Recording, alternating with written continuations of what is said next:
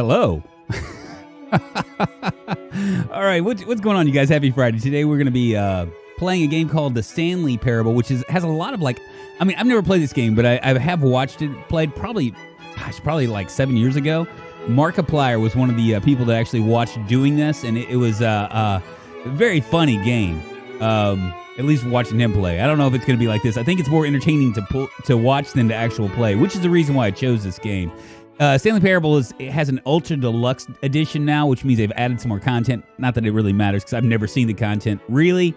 And even when I had seen it, it was like 5 years ago, so it was a long time ago. This is an older game, 2013. It was critically acclaimed, and we're going to give it a shot. A lot of stuff. It has a lot of parallels to Severance, and I don't know if you guys have seen that TV show yet, but if you haven't, it's on Apple Plus, and it's one that I definitely recommend. A great show, really outside of the box. In fact, most of the stuff with Severance is, I don't know. It's very original, is what I could say. What's happening, Ian? How you doing? If drunks never played this game, this will be fun as the game plays you. That's what I've heard. What's up, Norm Slater? Kiku, it's good to see you. It might be kind of a quiet day today because this is not Project Zomboid. This is not another zombie game. It's not a survival game. So, it is what it is. I kind of want to branch out a little bit, and Fridays I'm going to start doing new games or games new to me, and kind of go from there. Of course, on Wednesdays we'll do RimWorld until I die, and then we'll try to decide whether we're going to continue doing RimWorld or doing something else. So there we go. Honey Banani, it's good to see you. Triple G, it's always good to see you, as well as Ian. And I know you said that you didn't really enjoy this game, but we'll see. We'll see if there's anything new, or I don't know. At any rate, as you can hear, I'm playing classical music because they didn't have there's no sound to this, so it's kind of weird. What's up, Eva Vox? How you doing? How many of you guys have actually played this game? I'm just curious because it is it's not a new game. Let's go ahead and jump in, huh? Do I need to turn off everything? Let's see. Please adjust your slider until the computer is barely visible. Like that?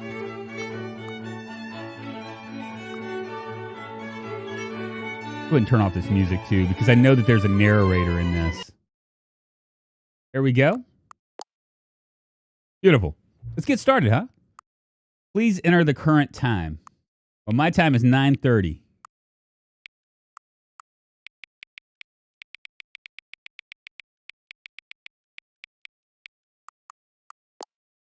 Looks good. So far, so good. Accessibility settings can be asked. Yeah. Never played this game, so.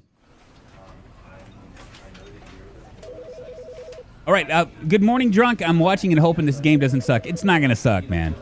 It's a critically acclaimed game. You know what I mean? It's like, now it might not be your cup of tea, but it's not going to suck.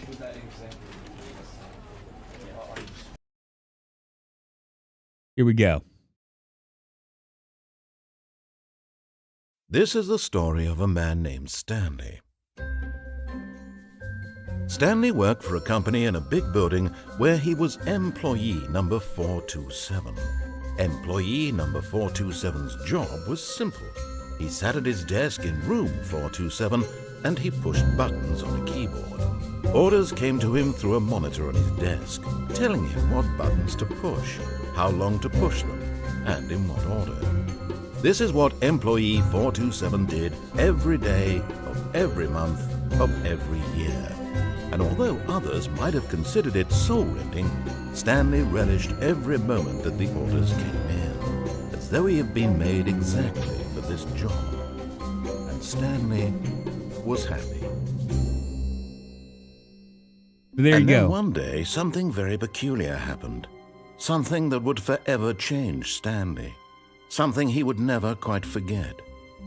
He had been at his desk for nearly an hour when he realized that not one single order had arrived on the monitor for him to follow. No one had showed up to give him instructions, call a meeting, or even say hi. Never in all his years at the company had this happened, this complete isolation. Something was very clearly wrong. Shocked, frozen solid, Stanley found himself unable to move for the longest time. But as he came to his wits and regained his senses, he got up from his desk and stepped out of his office. All right, I guess I need to do this. I am Stanley.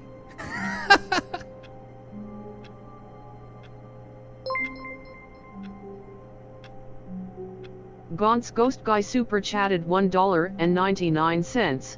Is Mr. Streamer actually Stanley? Maybe so. This is already see the parallels between Severance, the TV show, and this. Very weird. So I guess I gotta step out of my office, right? What does that say? I hate Mondays. Typical. All right, here we go. All of his co-workers were gone. What could it mean? Stanley decided to go to the meeting room. Perhaps he had simply missed a memo.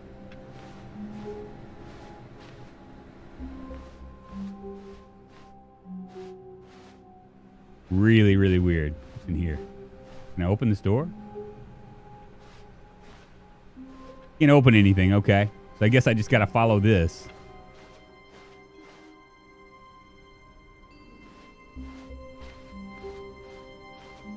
When Stanley came to a set of 2 open doors, he entered the door on his left. This was not the correct way to the meeting room, and Stanley knew it perfectly well. Perhaps he wanted to stop by the employee lounge first, just to admire it. I wonder if he meant his left or my left.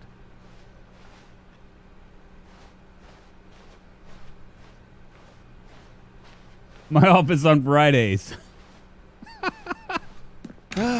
Yes, truly a room worth admiring.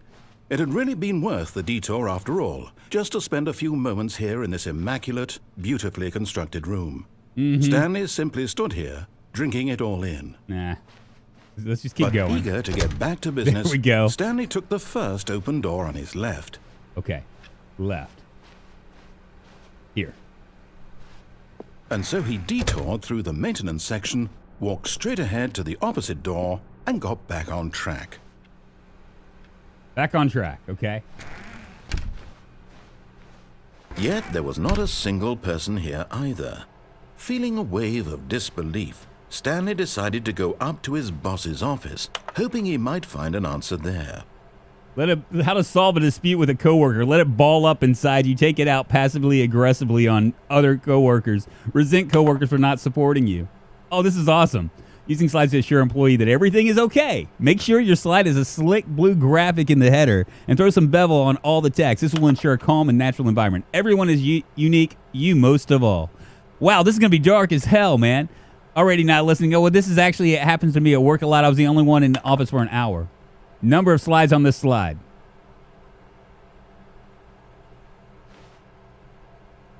Graphs about things and money. The stock market is somewhere here. Oh, this is awesome. Monetize free to play. Okay, let's go this way maybe. Is that the broom closet? Can I open that? I can't. Oh boy. Coming to a staircase, Stanley walked upstairs to his boss's office.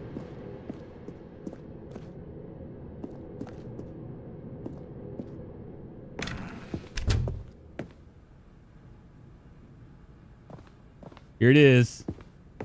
Stepping into his manager's office, Stanley was once again stunned to discover not an indication of any human life. Shocked, unraveled, Stanley wondered in disbelief who orchestrated this. What dark secret was being held from him? What he could not have known was that the keypad behind the boss's desk guarded the terrible truth that his boss had been keeping from him. And so the boss had assigned it an extra secret PIN number. 2845. But of course, Stanley couldn't possibly have known this. Or did he? Yet incredibly, by simply pushing random buttons on the keypad, Stanley happened to input the correct code. All right, by what's sheer going on? luck. Amazing. He stepped into the newly opened passageway. Dumb luck, man. Beginner's luck, right? I'm gonna rock this game. I already know it.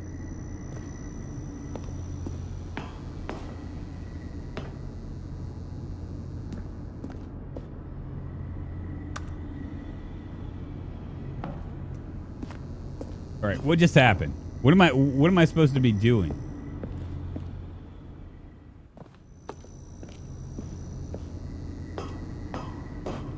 There it is right there.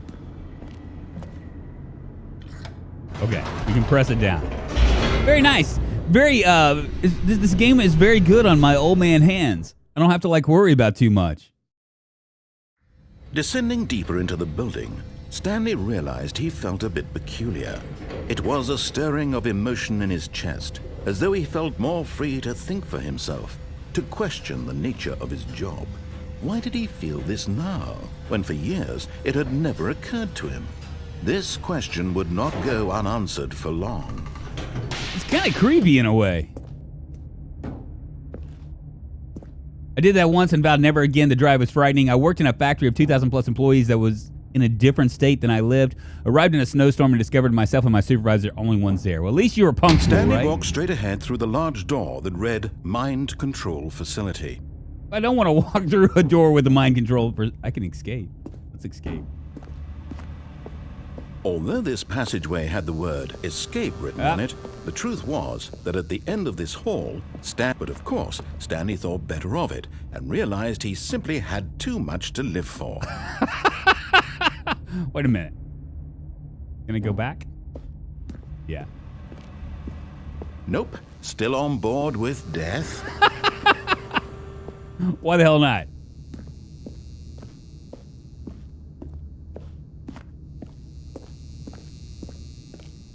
The door behind him was not shut. Stanley still had every opportunity to turn around and get back on track. Nope. Let's go there. We're doing it. At this point, Stanley was making a conscious, concerted effort to walk forward and willingly confront his death. Wait a minute. I don't know if I like that. I did that once about never again. The drive was frightening. Good morning, everyone. It's good to get away from PC. I saw a grocery truck this morning and thought, oh, I need to check it for cabbage seeds. What's up, Rerun? How you doing? Welcome, my friend. You're being a yes man to the narrator. I don't think I am.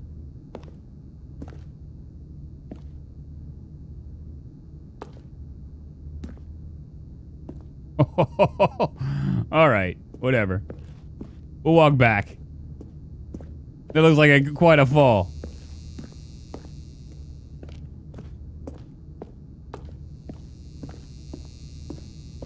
Come on, Stanley. Can you run? Can I run? I can't. I can just walk. That's a long ass hallway it's the hallway of death. Let me make it smaller here.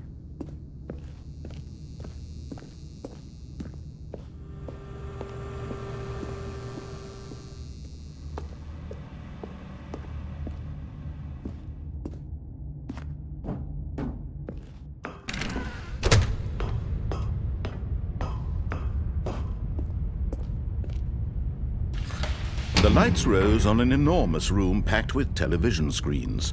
What horrible secret did this place hold? Stanley thought to himself. Did he have the strength to find out?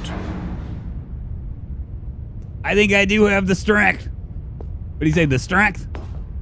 I got the strength to find out. Let's go look. I can push this button right here. That's going to give me what other buttons we have.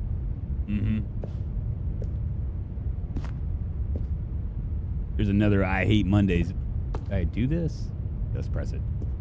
I guess we're in here now. Now the monitors jumped to life, their true nature revealed.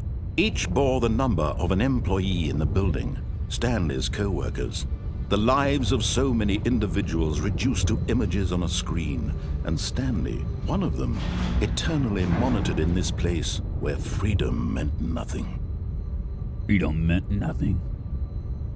Leaving was the worst part. Never thought I would say that about work. This game is so cool. What's up, Matt Parker? How you doing? Kevin Swilly? Poll asking if Drunk is going to lose his mind. Thought that ship had already sailed. Well, we'll see. Keeps taking me. Oh, yeah. So it closes up every time so I can't change my mind. Press this button, too. This mind control facility, it was too horrible to believe. It couldn't be true. Had Stanley really been under someone's control all this time? Was this the only reason he was happy with his boring job? That his emotions had been manipulated to accept it blindly? No. He refused to believe it. He couldn't accept it. His own life in someone else's control? Never. It was unthinkable. Wasn't it? Was it even possible? Had he truly spent his entire life utterly blind to the world? It sure feels like someone's controlling me. You know what I'm Here's saying? the proof. The heart of the operation. Controls labeled with emotions. Happy, or sad, or content. Walking, eating, working. All of it monitored and commanded from this very place. And as the cold reality of his past began to sink in, Stanley decided that this machinery would never again exert its terrible power over another human life. For he would dismantle the controls once and for all.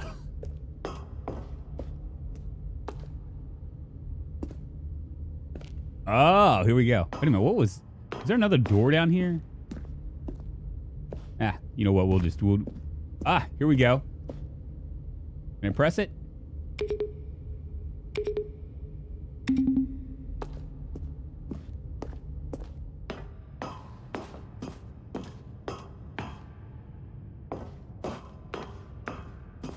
And so when easy. at last he found the source of the room's power, he knew it was his duty, his obligation, to put an end to this horrible place and to everything it stood for. What's happening, Adam? Oh, Stanley, you didn't just activate the controls, did you? After they kept you enslaved all these years, you go and you try to take control of the machine for yourself. Is that what you wanted? Control? Oh, Stanley, I applaud your effort, I really do. But you need to understand, there's only so much that machine can do. I just turn it off. You were supposed to let it go. Turn the controls off and leave. If I did it you want to throw wrong. my story off track, you're going to have to do much Vaughn's better Ghost than Guy that. super chatted I'm afraid you don't have nearly the power you $1.99. think you do. Input For these example, nuts. and I believe you'll find this pertinent, Stanley suddenly realized he had just initiated the network's emergency detonation system. In the event that this machine is activated without proper DNA identification, nuclear detonators are set to explode, eliminating the entire complex. How long until detonation then? Let's say, 2 minutes. Now this is making things a little more fun, isn't it, Stanley? It's your time to shine. You are the star. It's your story now. Shape it to your heart's desires. Oh, this is much better than what I had in mind. What a shame we have so little time left to enjoy it. Mere moments until the bomb goes off. But what precious moments each one of them is. More time to talk about you, about me, where we're going, what all this means. I barely know where to start. What's that? You'd like to know where your co-workers are? A moment of solace before you're obliterated? All right, I'm in a good mood. You're gonna die anyway. I'll tell you exactly what happened to them. I erased them. I turned off the machine. I set you free. Of course, that was merely in this instance of the story. Sometimes when I tell it, I simply let you sit there in your office forever, pushing buttons endlessly and then dying alone. Other times, I let the office sink into the ground, swallowing everyone inside, or I let it burn to a crisp. I have to say this, though, this version of events has been rather amusing. Watching you try to make sense of everything and take back the control wrested away from you, it's quite rich. I almost hate to see it go. But I'm sure whatever I come up with on the next go-around will be even better. My goodness, only 34 seconds left. But I'm enjoying this so much. You know what? To hell with it. I'm going to put some extra time on the clock, why not? These are precious additional seconds, Stanley. Time doesn't grow on trees. Oh dear me, what's the matter, Stanley? Is it that you have no idea where you're going or what you're supposed to be doing right now? Or did you just assume when you saw that timer that something in this room was capable of turning it off? Yes, I did. Running from button to button, screen to screen, clicking on every little thing in this room. These numbered buttons, no, these colored ones, or maybe this big red button, or this door. Everything, anything, something here will save me. Why would you think that, Stanley? That this video game can be beaten? Won? Solved? Do you have any idea what your purpose in this place is? What the hell, man? You're in for quite a disappointment. But here's a spoiler for you. That timer isn't a catalyst to keep the action moving along. It's just seconds ticking away to your death. Oh, come on. You're only still playing instead of watching a cutscene because I want to watch you for every moment that you're powerless. To see you made humble. This is not a challenge. It's a tragedy.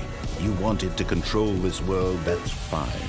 But I'm going to destroy it first, so you can't. Take a look at the clock, Stanley.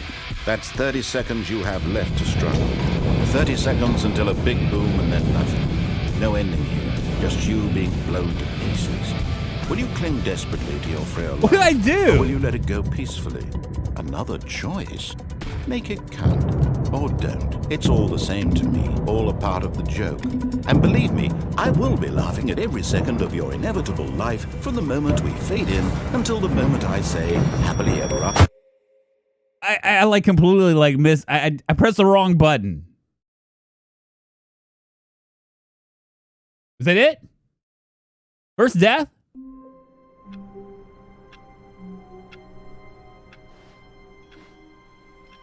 All of his co-workers were gone. What could it mean? Stanley decided to go to the meeting room. Perhaps he had simply missed a memo.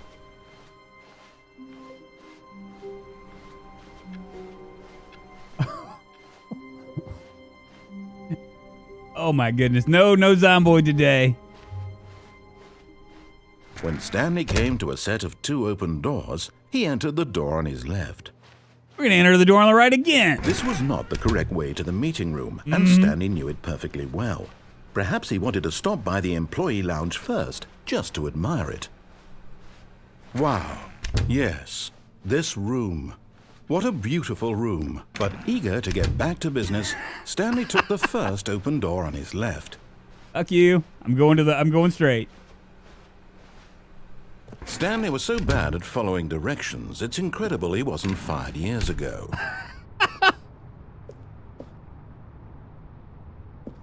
Just close up.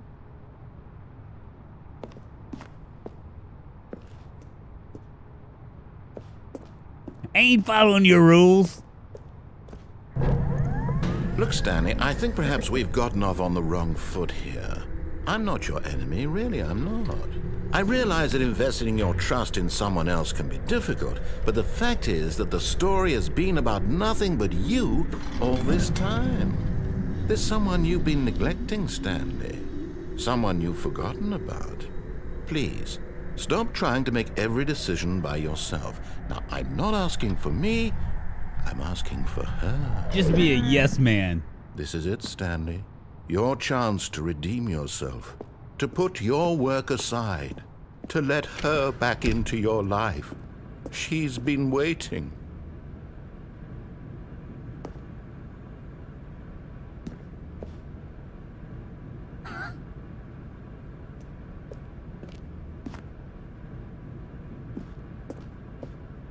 Two pieces to the table 4 and Drunk delivers them to table 7. Exactly.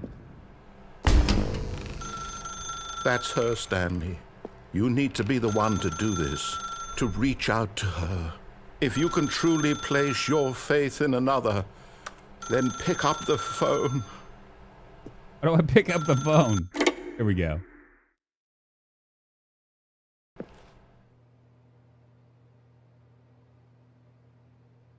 Oh, Stanley, is that you? Hold on, sweetie. Sorry to keep you waiting. I'm just pulling the bread out of the oven. All right. Okay, there we go. All right, now, I want you to come in and tell me all about your day. Gotcha. Oh, come on. Did you actually think you had a loving wife who'd want to commit their life to you? I'm trying to make a point here, Stanley. I'm trying to get you to see something. Come inside. Let me show you what's really going on here. I don't wanna. Sorry, but you're in my story now. Uh-oh.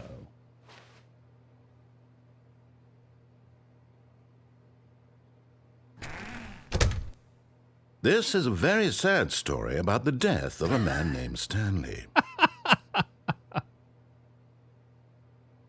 Stanley is quite a boring fellow. He has a job that demands nothing of him, and every button that he pushes is a reminder of the inconsequential nature of his existence. Oh my God. Look at him there, pushing buttons, doing exactly what he's told to do. Now he's pushing a button. Now he's eating lunch. Now he's going home. Now he's coming back to work. One might even feel sorry for him, except that he's chosen this life. I'm not going to press O. I'm going to press T. Press G. All right, fine, I'll press O. But in his mind, in his mind he can go on fantastic adventures. From behind his desk, Stanley dreamed of wild expeditions into the unknown, fantastic discoveries of new lands. It was wonderful. And each day that he returned to work was a reminder that none of it would ever happen to him. Press T to watch TV. Where's the TV? And so he began to fantasize about his own job. First, he imagined that one day while at work, he stepped up from his desk to realize that all of his co-workers, his boss, everyone in the building had suddenly vanished off the face of the earth. The thought excited him terribly. Press I. Please press I to spend time with the boys.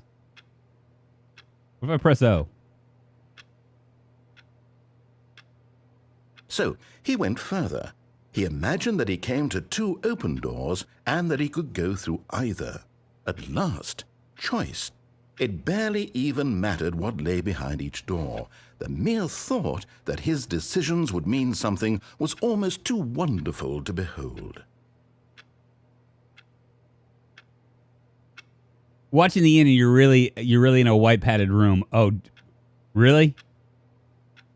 As he wandered through this fantasy world, he began to fill it with many possible paths and destinations. Down one path lay an enormous round room with monitors and mind controls. And down another was a yellow line that weaved in many directions. And down another was a game with a baby. And he called it the Stanley Parable. It was such a wonderful fantasy, and so in his head he relived it again, and then again, and again, over and over, wishing beyond hope that it would never end, that he might always feel this free. I'm Surely free. There's an answer down some new path, mustn't there be? Perhaps if he played just one more time. Free falling. Please press U to tell your wife you love her. But there is no answer. How could there possibly be?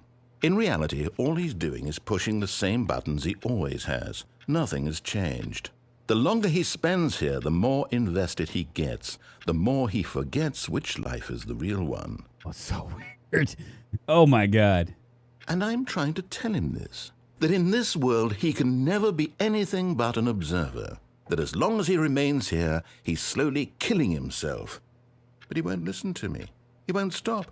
Here, watch this.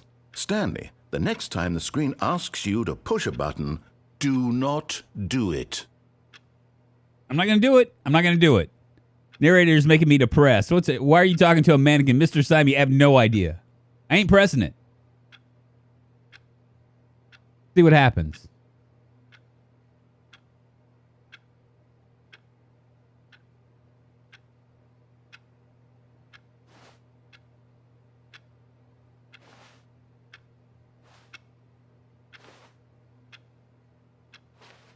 No choice is still a choice. I guess so. It's going to make me press the button, isn't it? What's up, Callinus? How you doing? Good morning, good afternoon, good evening to you. I don't know if I want to press the button. You'll sit there forever. Fine. You see? Can he just not hear me? How can I tell him in a way that he'll understand that every second he remains here, he's electing to kill himself? How can I get him to see what I see? How can I make him look at himself? Press N to question nothing. Fine. I suppose I can't. Can I just Not get in out of the this way I room, want him please? to. But I don't make the rules. I simply play to my intended purpose, the same as Stanley. We're not so different, I suppose. I'll try once more to convey all this to him. I'm compelled to. I must. Perhaps, well, maybe this time he'll see. maybe this time. And I tried again, and Stanley pushed a button. And I tried again, and Stanley pushed a button. And I tried...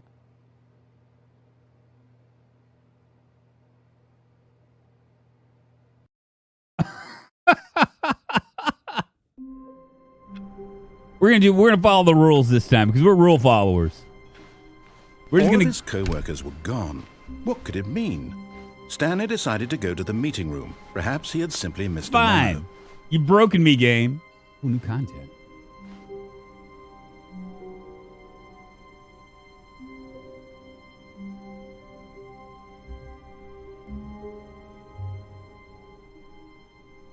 Oh, new content? What does that mean, new content? Show me some new content, baby. Ah!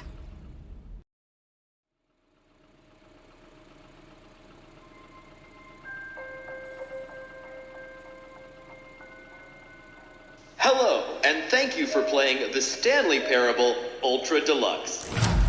As you may know, the Stanley Parable was a video game released in 2013 on I home know that's not. I computers. think I've made a mistake. After receiving critical and commercial success, it was expanded upon in 2022 with the Stanley Parable Ultra Deluxe, a reimagining of the game for consoles and home computers. The Stanley Parable Ultra Deluxe features exciting new content that broadens and expands the world of the Stanley Parable, delighting audiences the world over. Please, step inside and see what thrilling new adventures await in the Stanley Parable Ultra Deluxe. Oh, well, this sounds delightful.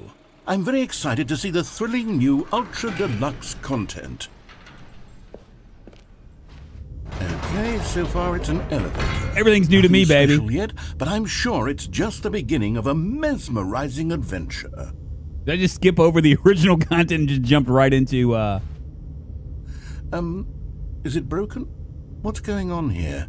Should we be moving somewhere or... Oh, there we go. All right, finally, at long last, it's on to the new content. I've never been more ready. Let's do it.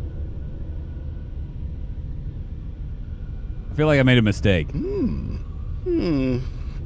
I have to say, initial impressions of Stanley Parable Ultra Deluxe, mostly tedious.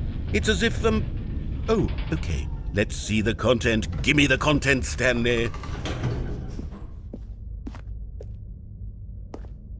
All right, let's see. It's the jump circle.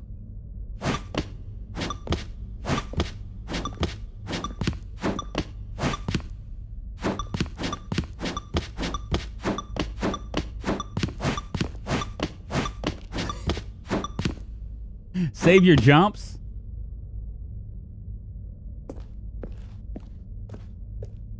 Really? Is that it? Surely that's not all the new content. There has to be something else, right? I'm doing it. I mean, it looks like what we should. That's what we're supposed to do, right?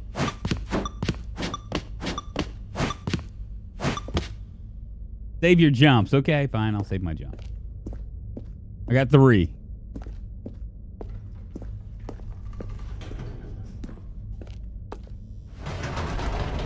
Goodness. Another elevator. Stanley, Amazing. I have to say, initial impressions of this game are not positive. It's just elevators and jumping.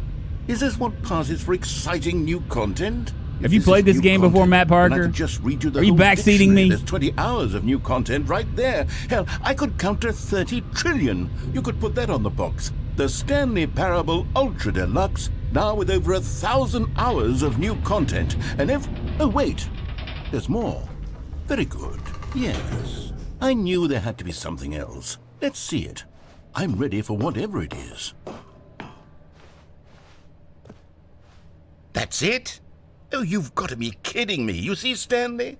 This is what happens when greedy video game developers with no respect for their fan base rush a cheap expansion to market for no reason other than to make an easy dollar. And don't get me I thought you started said to on the save my level of jumps. craftsmanship that's gone into it. In fact, I'm looking right now at the game's achievements, and it's hard to believe one of them actually says Test achievement, please ignore. What quality assurance department signed off on this? I'm infuriated and I'm offended, and I intend to find these people on Twitter and hold them personally accountable. It's my fault, Stanley. I built up too much anticipation around the new content, I'm afraid. It could never have lived up to such expectations. If you're still with me, why don't we just reset the game, and we'll try to get back to what the Stanley Parable is really about. No frills, no gimmicks. Just you and me. All right, this time we're going to go to the we're going to go to the office. What do you say, friend? Let's do it.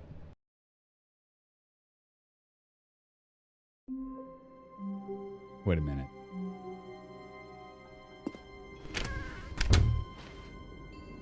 This is weird. Psst. Stanley, come over here. In the vent. I don't want to. I want to show you something. Did I go in? No, this is like drivers and Ed seating you drunk. We need control of the brakes. What do you think? Should I go in here, y'all, or should I just? Because I mean, he's egging me on. I could go up here. I don't know if I want to see that. See, if I go up here, then we can go back to where we were. Yes, you should.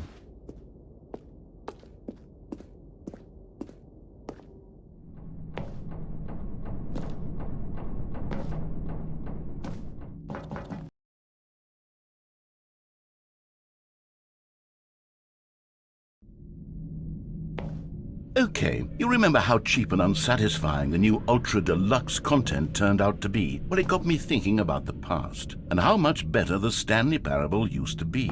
So I made something special and tucked it away here where the game's developers won't find it. Just our little secret. Take a look. Ooh. I call it the Memory Zone. It's where I've been storing all my favorite memories so I can relive the peak experiences of my life whenever I want. Experiences like the launch of the Stanley Parable on PC. You see, Stanley, doesn't the Memory Zone remind you of how wonderful Stanley Parable was before it was sullied with a cheap re-release? Remember back in October of 2013 when the game originally launched? Back then, video games had integrity. Back then, it all meant something. Oh, the waste.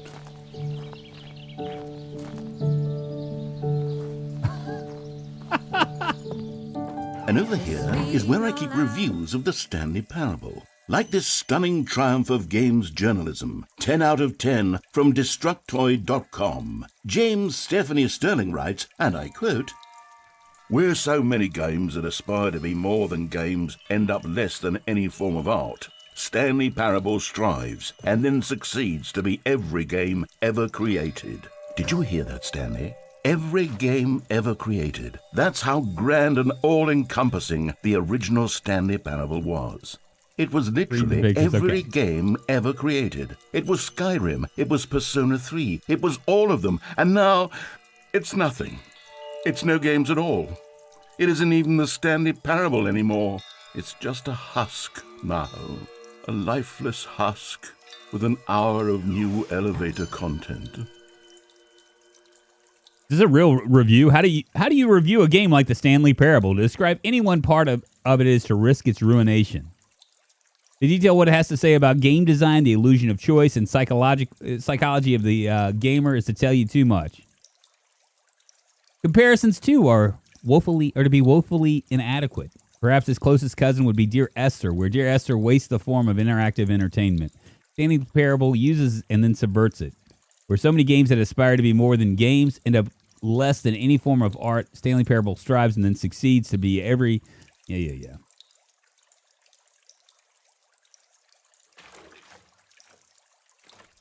Which way do we go? We go down here? That's Memory Zone maintenance.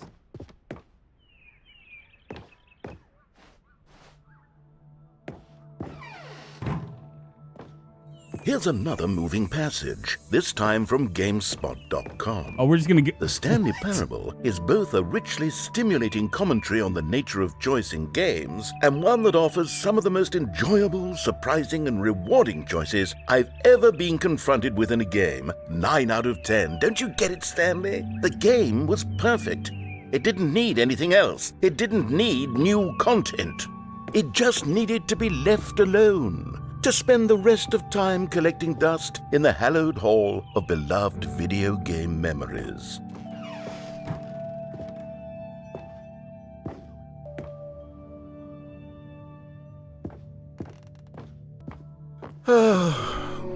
These were simpler times, Stanley.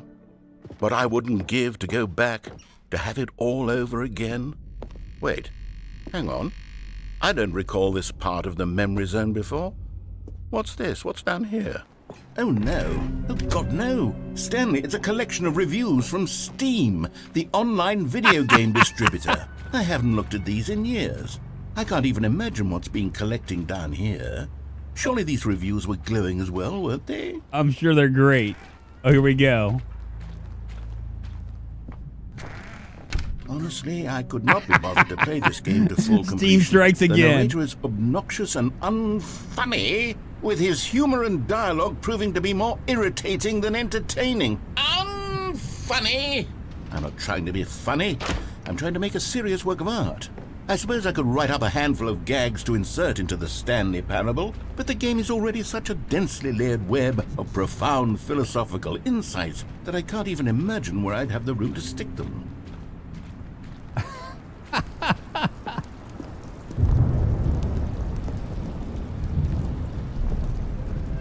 Okay, let's see what this one says. While the idea for the game is good, for someone who prefers non-linear games, this preachiness gets annoying fast. Preachy? Stanley? I'm not preachy, am I? You can tell me if I'm preachy. Honestly, you can. Oh, goodness. This is actually quite shocking for me. Well, to be honest, I had always thought of the game's dialogue as being rather terse to begin with. You can't know how much fluff I cut from the game to get it to feel as light and airy as it... Well, I always thought it did. But maybe it wasn't. Oh dear. What an awful memory to have to hold on to. These black marks on my otherwise unimpeachable track record. I Noodle feel shaft. like a failure. Like I let these people down. Perhaps the Stanley Parable isn't quite as sterling as I always remembered. Where are we going now? I somehow skipped the game and went straight into DLC. I don't even know how that happened. What's this one got to say? You constantly have to stop doing anything so the narrator can catch up with his long-winded explanations of what's happening. I wish there was a skip button. A skip button? Well, yes. Yes, I think we can do that. If I'm truly too preachy, then maybe letting you skip ahead for just a moment, surely it couldn't hurt. Not if it means we can strike these negative reviews from the record. Only positive reviews of the Stanley Parable. That's my motto today, and it's always been my motto. I'd do anything for the customer, Stanley. Yes, a skip button we shall have.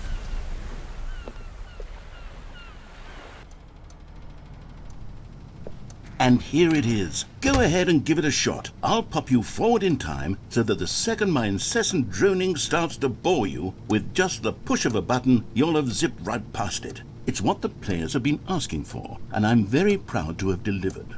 No more listening to me rambling on and on and on. No. The Stanley Parable is a game for the people, and if the people want silence, then by goodness, that's what they're going to get. Well, don't sit around waiting for me to shut up. Go ahead and make me shut up. Here, we'll pretend that I've just begun an interminable monologue, and it goes something like this.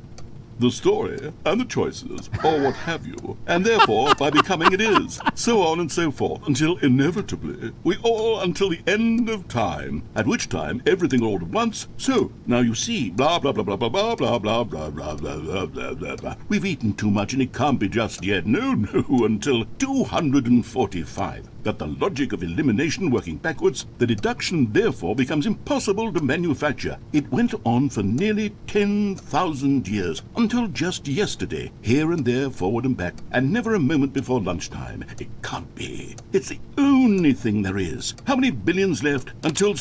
Fine.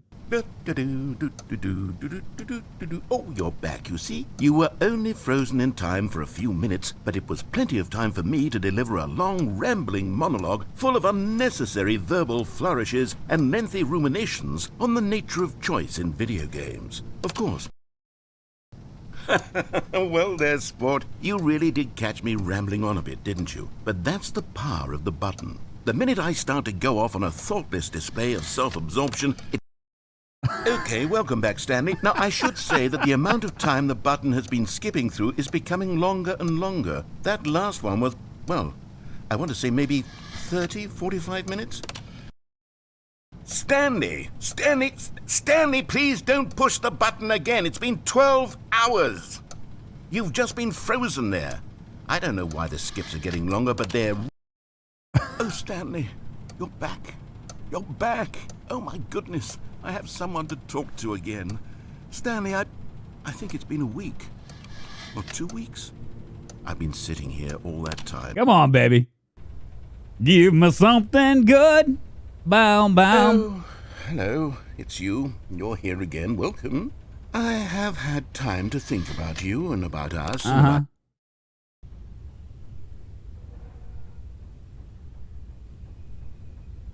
about... Her narrator die?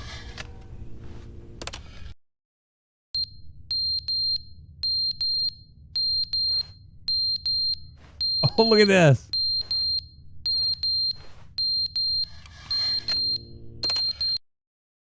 But they didn't understand the game was never meant to be funny. It was meant to have a point. It was meant to speak to the human condition. But where are the jokes? Where are the jokes? They bemoaned, they screamed, they gnashed their...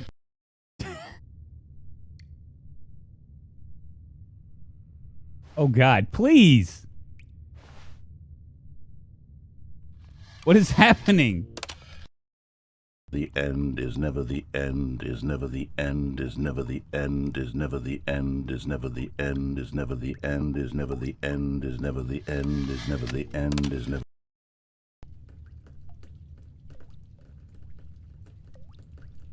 I won.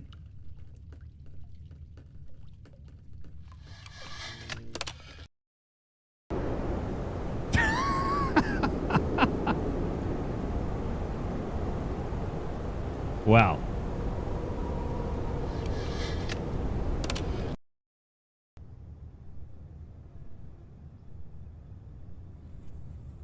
This is actually kind of funny. I'm starting to worry. Me too.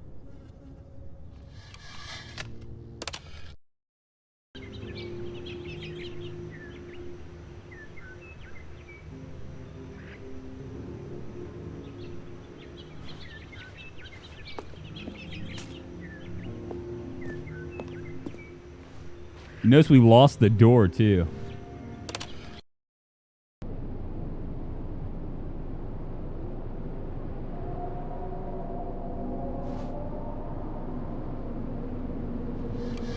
You skipped the game. Is that what happened? I don't know what the hell...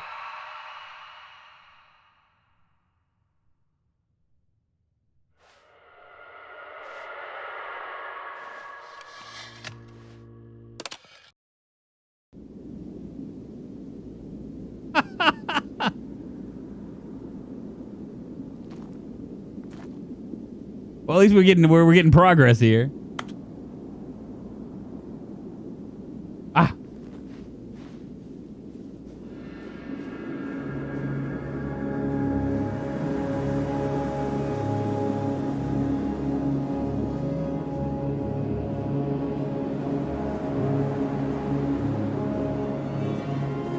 I was wrong yesterday saying it was DayZ. Hellscape Scraper, what's happening, man? How you doing? Good morning, good afternoon, good evening to you.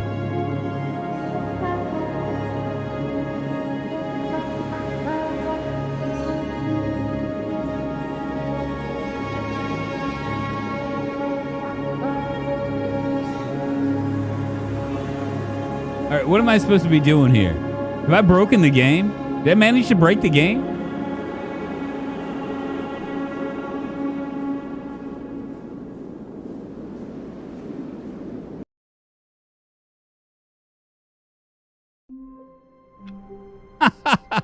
Oh my God.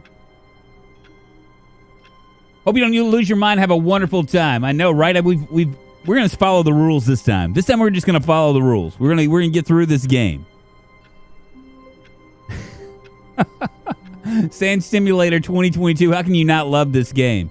This game is all about environment. It's pretty crazy. Okay, so I'm gonna stretch my legs real quick, and I'll be right back. If you guys haven't thumbs up this game, please do. It helps the channel, and yeah, we're gonna try to do it to it here in a second. This reminds me a lot of Severance. It really does.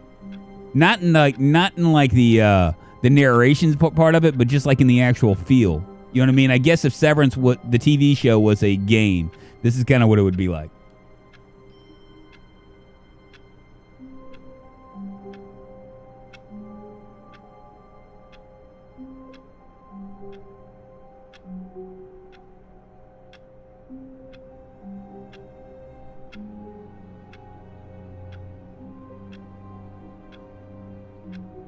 That's what you said last time. Well, they keep giving me choices that I can't seem to like. All right, let's go. Let's go, boys. Were gone. What could it mean? Stanley decided to go to the meeting room. Perhaps he had simply missed a memo.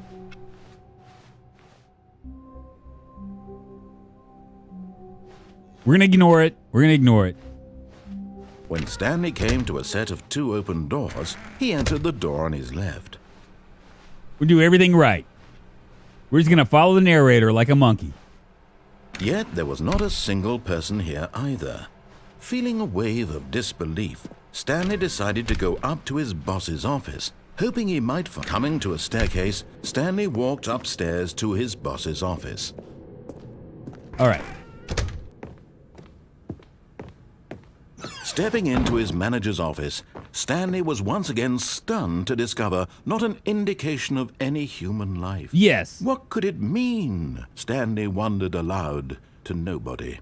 He began wildly tearing through papers on the boss's 59 desk, watching, 34 pulling likes. books off the shelf, looking behind paintings, desperate for clues to his situation. But his attention was caught by a keypad That one behind right the there. boss's desk. What could its purpose be? In fact, this keypad guarded the terrible secret that lay buried below his feet. And so the boss had assigned it an extra secret PIN number, 2845. But of course, Stanley couldn't possibly. Yet incredibly, by simply pushing random buttons on the keypad, Stanley happened to input the correct code by sheer luck. Amazing. Following the He stepped rules. into the newly opened passageway.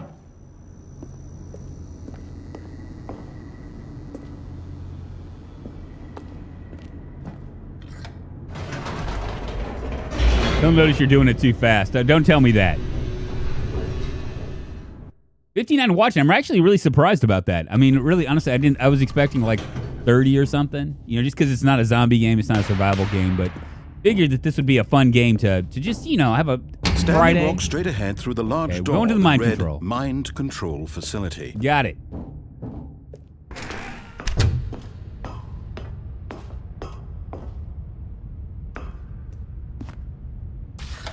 The lights rose on an enormous room packed with television screens.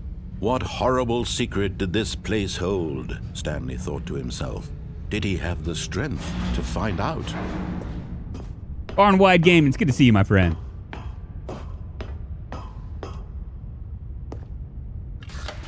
Now the monitors jumped to life, their true nature revealed. Each bore the number of an employee in the building, Stanley's co-workers. The lives of so many individuals reduced to images on a screen, and Stanley, one of them, eternally monitored in this place where freedom meant nothing. All right. Press this button, too. This mind control facility, it was too horrible to believe. It couldn't be true. Had Stanley really been under someone's control all this time? Was this the only reason he was happy with his boring job? That his emotions had been manipulated to accept it blindly? Yeah. Go. Let's No. go, boys. He refused to believe it. He couldn't This time I'm accept turning it off. His own life in someone else's control? Never. It was unthinkable. Wasn't it? Was it even possible?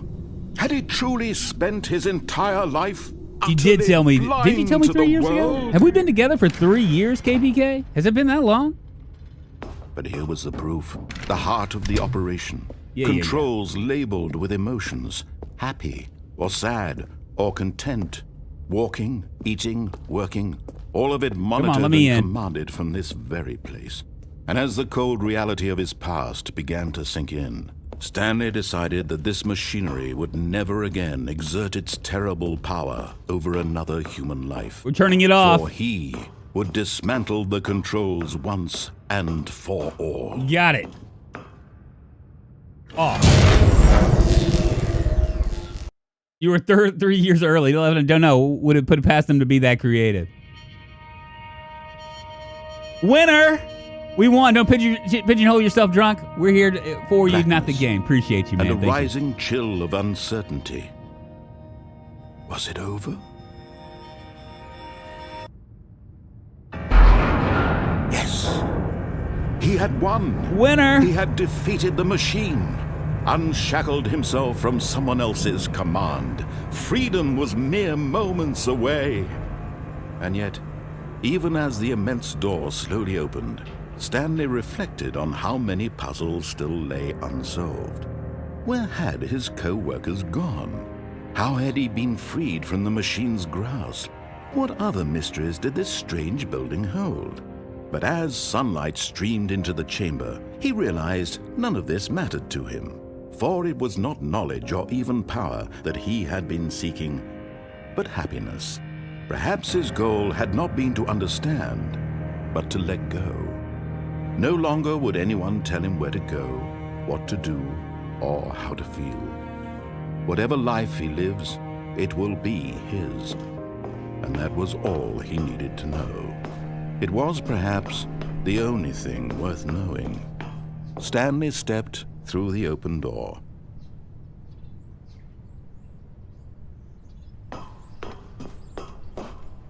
Stanley felt the cool breeze upon his skin, the feeling of liberation, the immense possibility of the new path before him. This was exactly the way, right now, that things were meant to happen. And Stanley was happy. Awesome. Was it that easy?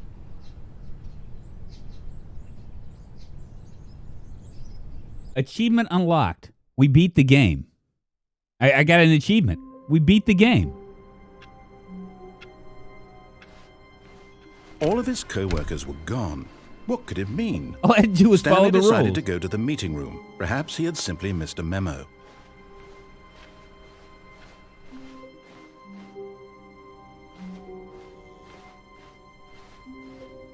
When Stanley came to a set of 2 open doors, he entered the door on his left. We're gonna win. We're gonna beat the game again. It's such a good feeling. Yet there was not a single person Tips here for not either. getting fired. Talk less. Feeling a wave of disbelief, Stanley decided to go up to his boss's office, hoping he might find an answer there. Coming to a staircase, Stanley walked upstairs to his boss's office.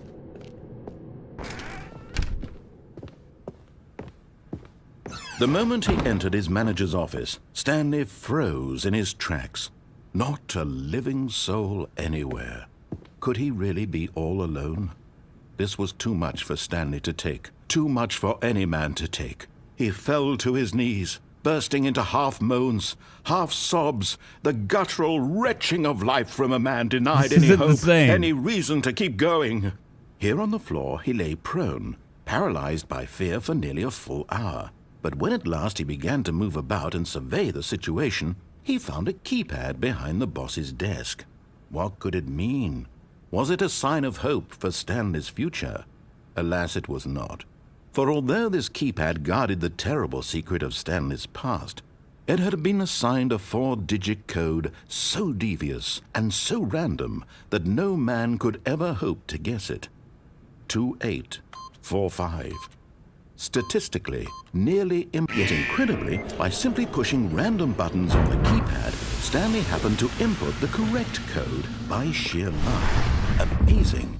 He stepped into the newly opened passageway. The game is the end. You can beat this game in like 5 minutes, but that's not really the point. You have to really beat it, figure out the codes, and go beat the baby game. What is the... So, am I... Stanley walked This is straight gonna be ahead like, through the am I large just door repeating that read myself? Mind control facility.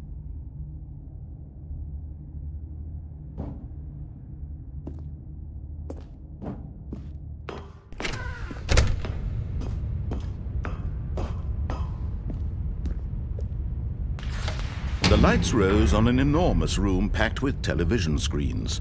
What horrible secret did this place hold? Is it gonna like... Stanley thought Am to I just himself. repeating myself? Did he have the strength? Is he gonna let me beat the to game find out? again?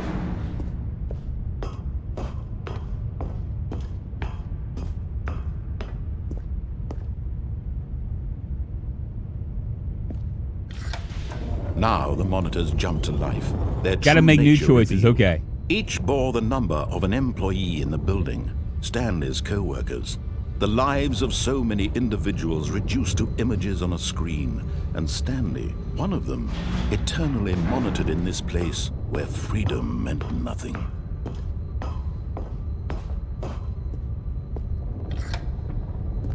This mind control facility, it was too horrible to believe. It couldn't be true. Had Stanley really been under someone's control all this time? Was this the only Okay, reason we're gonna he was happy we'll with his go and boring job? and That really his mess with this emotions had then. been manipulated to accept it blindly? Yeah. No. Take me up. He We're gonna beat the game refused to again, and then we're believe gonna it. He start to couldn't make other accept it. choices. His own life in someone else's control? Never. It was unthinkable, wasn't it? Was it even possible? Had he truly spent his entire life utterly blind to the world? But here was the proof. The heart of the operation. Controls labeled with emotions. Happy, or sad, or content. Walking, eating, working. All of it monitored and commanded from this very place. And as the cold reality of his past began to sink in, Stanley decided that this machinery would never again... Turn it off. It's a branching path narrow. Each choice you make changes the game. I knew that. I just didn't expect it to be like. I felt like. I mean, the game is is like blackness and a rising chill of uncertainty. Was it over? Yes. He had won. He had defeated the machine. Unshackled himself from someone else's command. Freedom was mere moments away.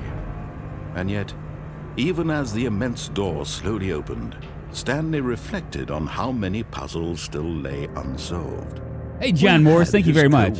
I'm really enjoying the new content and schedule. Just wanted to tell you, I've been trying to watch RimWorld on and off for years. And this year I found one content creator that I can watch. But as sunlight after watching your RimWorld episode 1, I cannot wait for episode 2 next week. Very good. I'm glad I did it, because RimWorld's kind of a... knowledge or even power. I've already seen this. A lot of that is... happiness. Perhaps his goal RimWorld's kind of a hard game to like kind of stay motivated but to as far as let like go. talking and stuff and dialogue. No longer would you know, anyone tell him where to go. it's a challenge, but I mean, I'm slowly but surely getting better at it. You know what I'm saying? Whatever life he lives, it will be his. And that was all he needed to know. Yeah. It was perhaps Come on, let me the only in. thing worth knowing. Stanley stepped through the open door. I mean, I view like going into different Stanley games felt the cool breeze and playing on with his them. It skin. actually, it's like The feeling of teaching moments liberation, for me, right? Like the immense possibility of everything the is new it's path like before keeping up the him. dialogue and This kind of was talking your way exactly the through way. and all that stuff. Right I mean, a lot of now, that stuff is new to me the for things some of these were other meant to games. happen. So I do appreciate that. And Thank you very much. Stanley was happy. Like right here, you might be able to disobey the narrator. I think this is going to be the end of that. So we'll skip through this. Now I know that I can't go. We're going to go to the left. All of his Does co-workers this were like gone. ever end? What could it mean? Stanley decided to go to the meeting room. We aren't Perhaps going he to had the meeting simply room. missed We're going to a go to the memo. new content right here. Oh, good. You notice my sign. Yes, I have something very exciting to show you. Please, show me. I'm dying to know. Good, sir. I'll be filling myself with some good food and beer. Have a wonderful day all the way from the Netherlands. May you beat the game. Thank you, Hell Scraper. I appreciate it. Maybe I'll see you tomorrow. We'll be playing Project Zomboid tomorrow. You have to tell your story from the perspective of the colony. It's a challenge, Kenneth Carr, because it's easy to get like the challenge with like RimWorld or whatever. I mean, I guess it's with all games. Like if you're like I guess the host. Because, I mean, I guess that's what I am, right? I mean, I could call myself the content creator, but I think that's kind of hokey. If I was like that as a host of the stream, right? The challenge is not to get, like, lost in the game. You know what I mean? I mean, really, because, I mean, you know, when you do games, like, if you're not like the host, right? Or if you're not like the content creator, the idea of, like, it's less about like getting caught up in the game. Like when I'm not on stream, I'll sit there with my mouth open and like just shut up, just be completely quiet, right? Playing the game. Obviously, because I mean, otherwise my wife would think I was going crazy if I was just talking to myself against the wall, on the walls or whatever, right? Since I'd be by myself. But the challenge with being like a host or a content creator is actually continuing on and like actually engaging, I guess, is the word, right? And I can engage with you. I'm lucky because I have you guys, right? Because if I didn't have like a bunch of people in chat, then suddenly I'd have to be talking to myself, hoping that somebody would talk to me back to me, right? So yeah, it's kind of a weird thing. We're gonna go to the new content. Let's do it. You see, Stanley, I've been reflecting on the Stanley Parable and about how roundly disappointing this Ultra Deluxe version has turned out to be. The original Stanley Parable was a landmark, and any new content for it should live up to that legacy. So forget this Ultra Deluxe nonsense. I say we take it That's me when no one's around. Step even further. Which is why I'm very proud to announce for the first time ever, the Stanley Parable 2.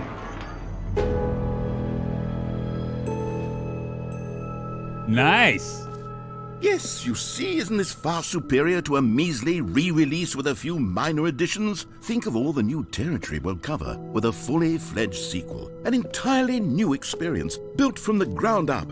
Why, there are so many possibilities. It could go in so many different directions. This is what fans have truly been asking for.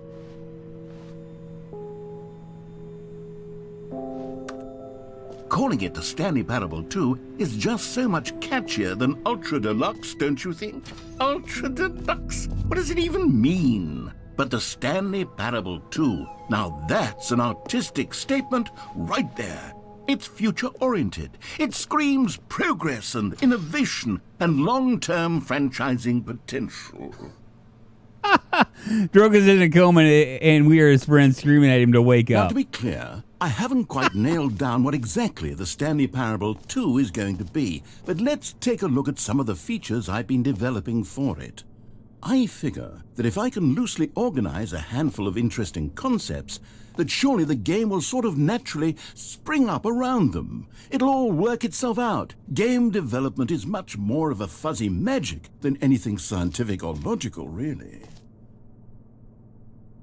You are the sequel.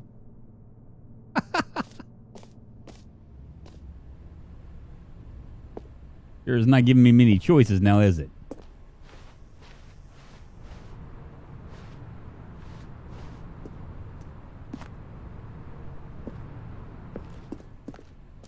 That's really weird. That's kind of great. Standing next to the bed with balloons. Drunk is in a coma, and we were his friends screaming at him to wake up.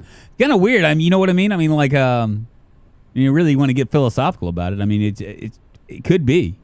I could be in a padded room right now and not even know it. Like reliving this stuff in my head. You know what I mean? Looking at like words on a screen, thinking that that I'm like existing one way when actually I'm existing another. Here we are. Go on, try out some of the new features. Ooh, hear your name in the game. Which way do I want to go? For the Stanley Parable 2, I asked myself, what do players really want? And of course, the first and most obvious answer is that they want to be individually recognized and validated as people. So with that in mind, my first addition to the game is this button which speaks the name... Sorry, I should have clarified. Right now, the button only says the name Jim. But of course, in the final game, this button will say your name, whatever name that is. Here, let's have you role-play as Jim to really simulate the full experience of this feature. Just play along. I promise you'll love it. Okay, here we go. Let's take a deep breath, clear your mind, forget whoever you are, and simply become a person named Jim. I want you to imagine yourself living as Jim, sleeping and waking as Hello, Jim, Stanley. falling in love and being heartbroken as Jim. Jim. Whoa, hold on. I wasn't finished setting up the backstory. If you don't properly roleplay as Jim, then you'll never understand the impact of this button. Otherwise, it's just a stupid button that says somebody else's name. Okay, we're doing it again, and this time let me finish first. Now, allow yourself to become Jim.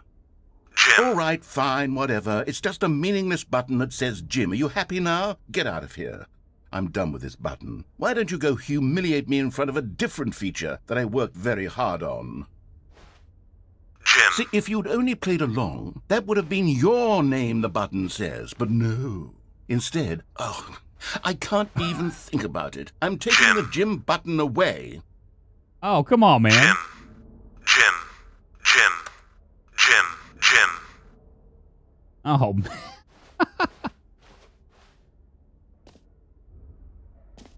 Go feature, dude. Choose to be Jim. Imagine Jim. Oh my God.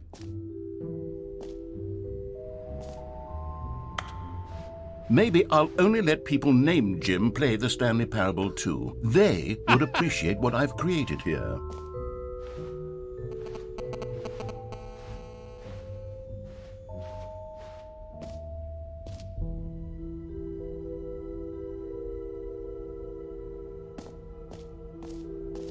Let's go up the scary staircase. An epilogue would be fun, wouldn't it, Stanley? Yes, it will go at the end of the, well, we'll figure that out later.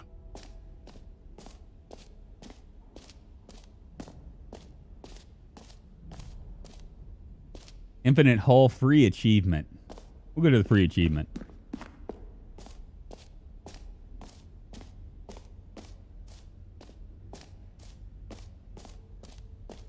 Pull the lever, receive your new achievements. No more steps. It just works. We all like achievements. Now, here's something special. You remember that broken test achievement that got left in the game on accident? Well, I'm developing a technology to simply give you the achievement. Yes. You see, you'll come to this lever, and when you pull it, the achievement will be given to you. It's as simple as that. Let's do it. Okay, perhaps I should have clarified. This is technology that will exist. Right now, the achievement is still fully broken. I'm not a wizard, Stanley, but I guarantee it will be fixed in the sequel to at last satisfy the hordes of ravenous fans all over the world who have been uproariously demanding this feature. Gamers, we hear you, and I promise it will happen. Lame.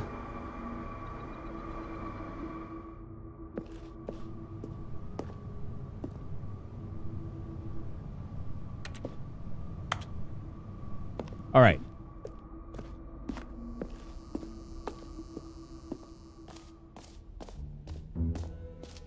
What else? What other exhibits haven't we seen yet? Oh, we get the jump circle again. I'm going to finish it out. You know what, Stanley? I actually think the jump circle was a pretty good idea. I'd like to hang on to that for the sequel. That was lame. What else we got? Infinite Hull collectibles.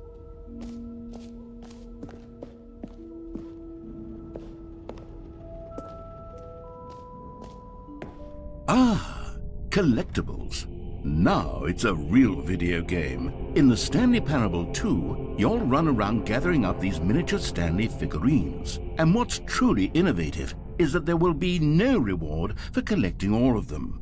I don't want to stifle the intrinsic joy of watching a number go up. You simply collect all of them, and then you move the hell on with your unremarkable life. Let me go back.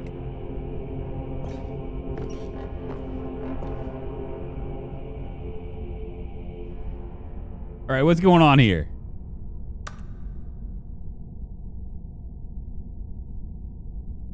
You know, like, get out of here?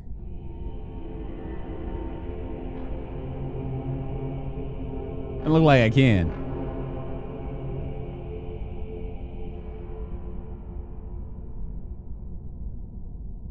I remembered you were down to 3. Drunk not listening crazy. You missed the mobile phone sound. I did miss it. Well, maybe if we can get through this, then maybe am I walking? Yeah, I can go forward. Very good. We can get our collectibles, baby. All those Steamer awards, right? There's one right there.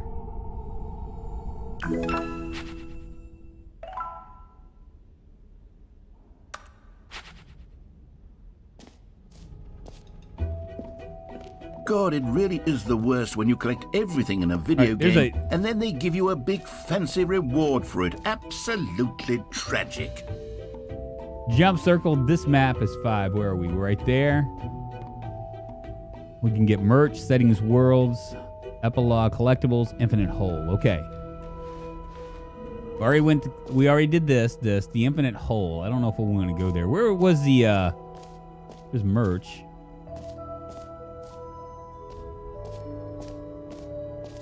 We already did the gym button. Oh, here it is.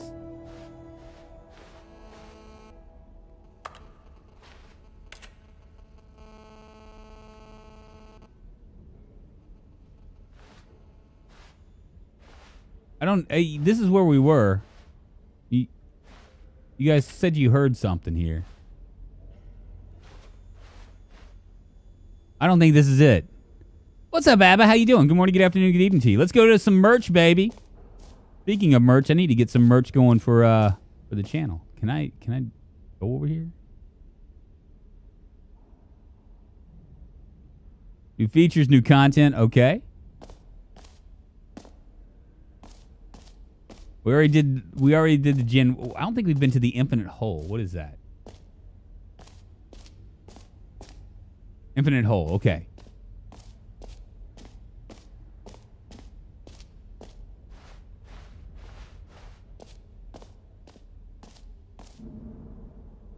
Here's the exit.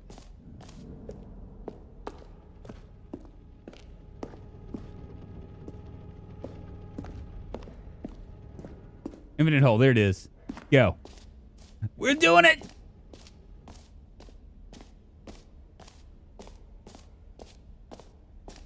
Time to go check out the infinite hole. It's a big fat hole. What is that? No screenshots. What is this?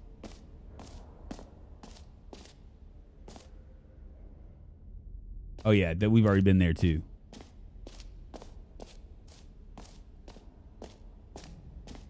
Might be a hole that's infinite.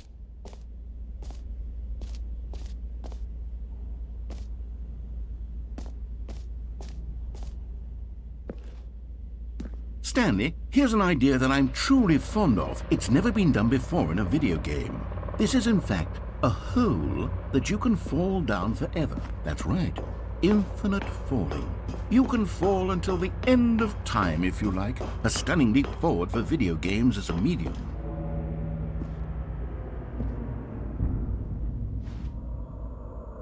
Do we do it? Might be a hole. That's a hallway, but it didn't do it. But it didn't do it again. I know, right? I don't think we can toss anything in it. We'll toss ourselves into it.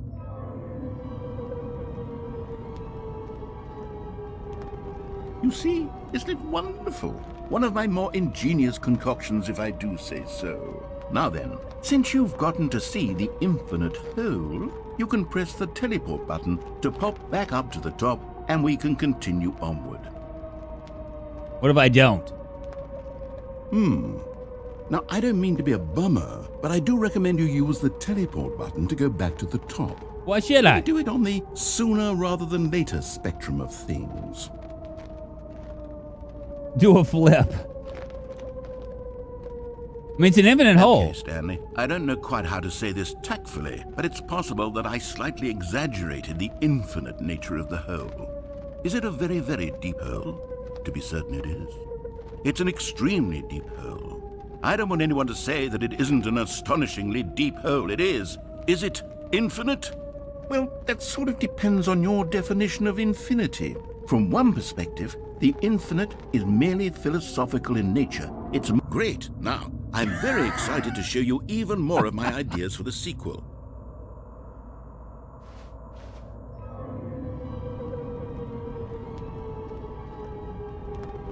Okay, and I guess we're back in the hole now.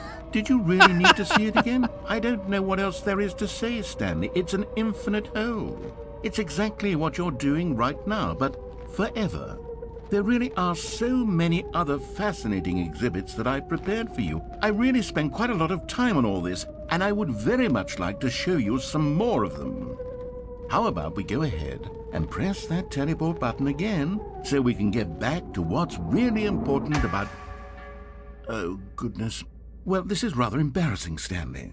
I'll be honest with you. I truly did not believe that anyone would actually stay in the hole long enough to hit the bottom. Yes, I know, I told you the hole was infinite, but come on. Who actually wants to fall forever? The hole was plenty deep. It was more than deep enough, in my opinion. Maybe it's you who likes falling too much. Maybe you're the problem. Look, things got a little heated there. I think we both said some things we didn't mean. Why don't we just put all this behind us and agree to just call the hole mostly infinite? Mostly infinite. If that works for you, then go ahead and press the teleport button to warp up to the top of the hole and we can move on. I'll just be up here when you're ready.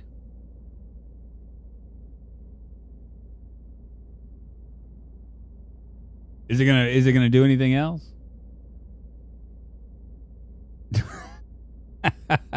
Love that I wasn't expecting that. I still don't have the deluxe edition. All right, fine. Oh, for heaven. You see, I was right. The problem is you. The problem is that you like holes too much. Not normal.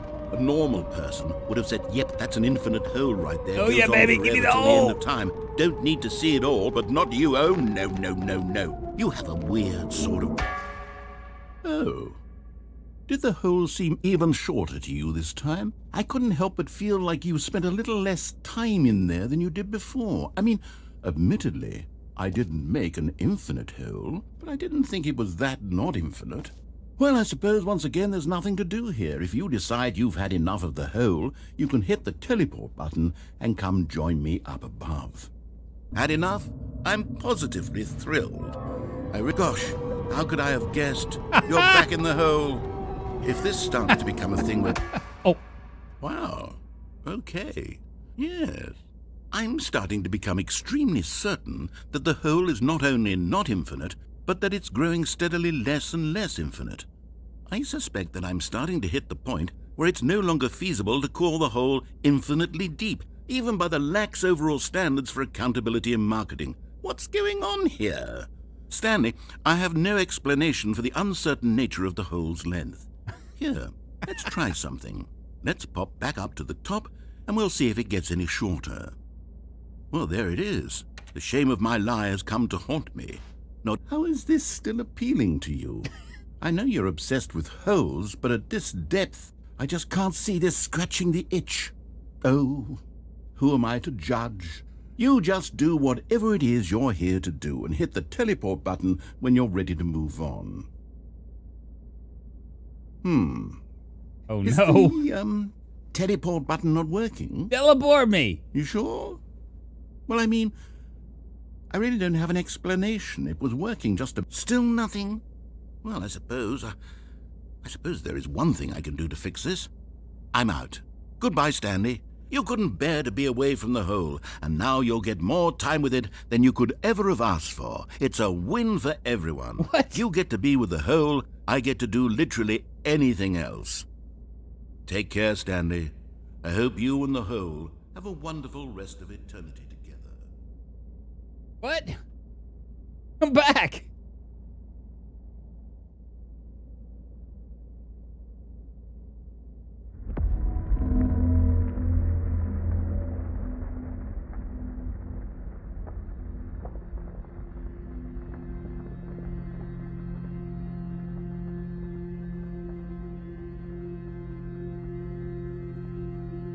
Hole is life. Too bad you used those last 3 jumps.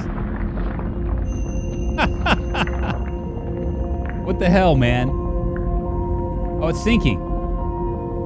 Oh, goody.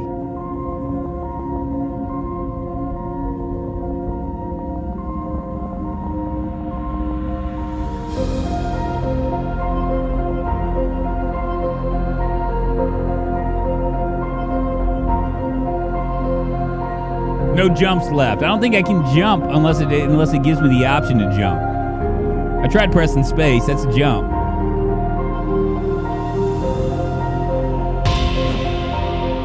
There we go.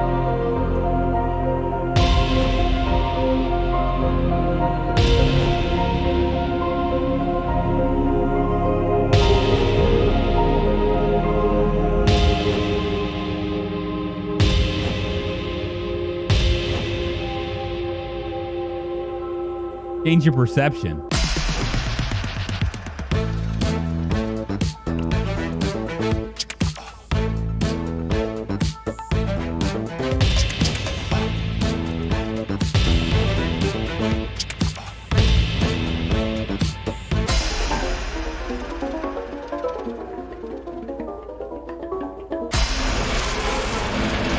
Change your reality.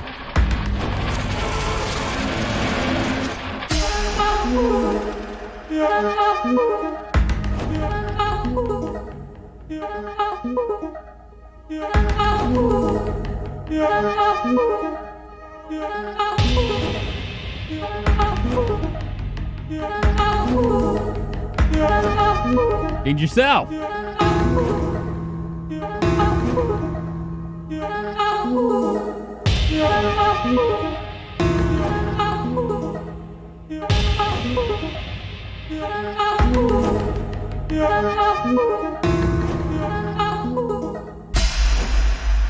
My head's stronger. You're no longer using up the space of mine. My head's stronger. I don't even know what to think about this. Stanley? Stanley? Stanley! Oh, good, you're awake. It seems you had sort of dozed off there, drifting away into dreamland. But we can't have that, Stanley, because this hole is just so darn fascinating that I want you to be wide awake for every second of it. You don't want to miss a single moment.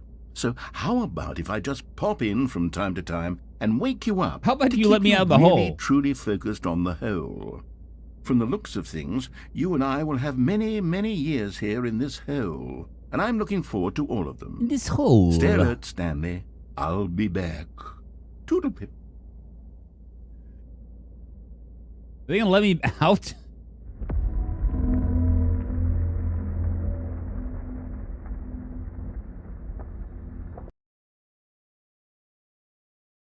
Thank goodness.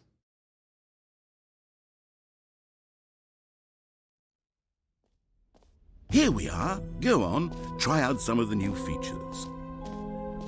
We're gonna go to the reassurance bucket. A common complaint of the Stanley Parable was that it was confusing and paradoxical, that it engendered a chaotic sense of reckless despair in those who played it. Well, I'm happy to say that after much consideration, I've engineered a clever solution to this fundamental problem with the game. It's the Stanley Parable Reassurance Bucket. You see, Stanley, anytime you're holding the bucket, a sense of calm and ease will fill your mind and your heart. It's true. As long as you hold on to the bucket, the many disorienting contradictions of the Stanley Parable will feel perfectly normal and perhaps even comforting. You Go may back to even the come hole. to long for the gentle embrace of jarring cognitive dissonance while the bucket is in your arms. And to be honest, it's a much more convenient solution for me than actually redesigning the game to be less uncomfortable. Can you imagine what a pain in the ass that would be? Yes, the bucket is the perfect solution. Come on, give it a try. Okay.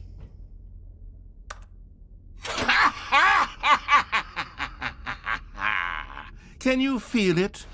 The glow of comfort, even in the face of crushing despair, must already be sweeping through your body.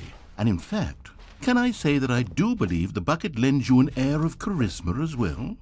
I think that just holding it has made you the slightest bit more attractive as a person.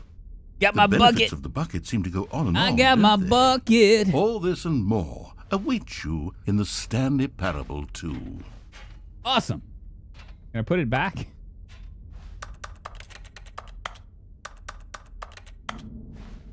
Oh, come on. What am I going to do? Oh, wait a minute. I'm going to walk this way.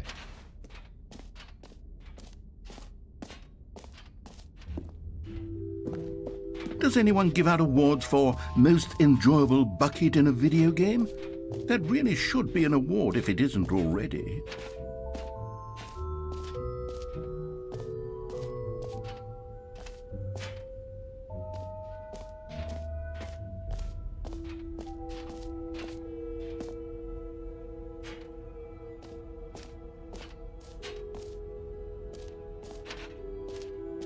Be like a staircase or something, I thought.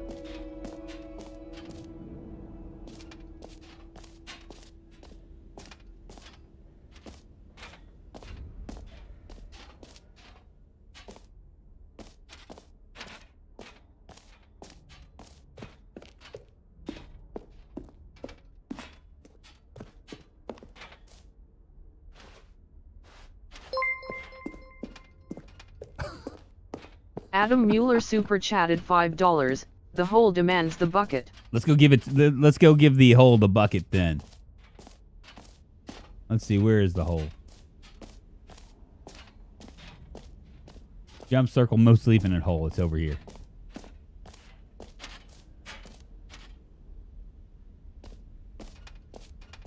There's a jump circle. No screenshots. Is this the way to the mostly infinite hole?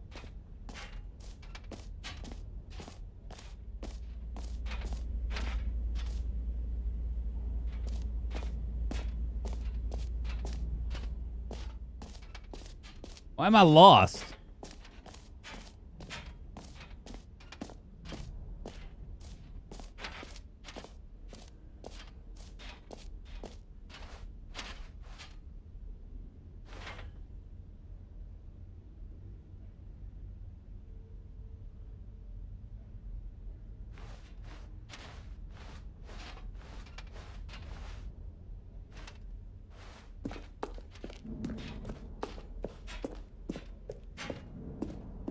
All right, have you seen everything you wanted to? Ready to move on now? I'm ready. Hey, Adam Mueller, thank you for the $5 super chat. I appreciate it. So, Stanley, what do you think? Do you like all of the new features? Yes, I know it's not exactly clear yet how exactly these features will come together as one single coherent video game, but I can feel it in my soul. It's going to work. There's definitely a good game in there somewhere. Say, let's do an experiment. I'll arrange these new features together, and we'll see whether or not it coheres into a meaningful gameplay experience. Okay. Are you ready? Here it is. I give you the Stanley Parable 2.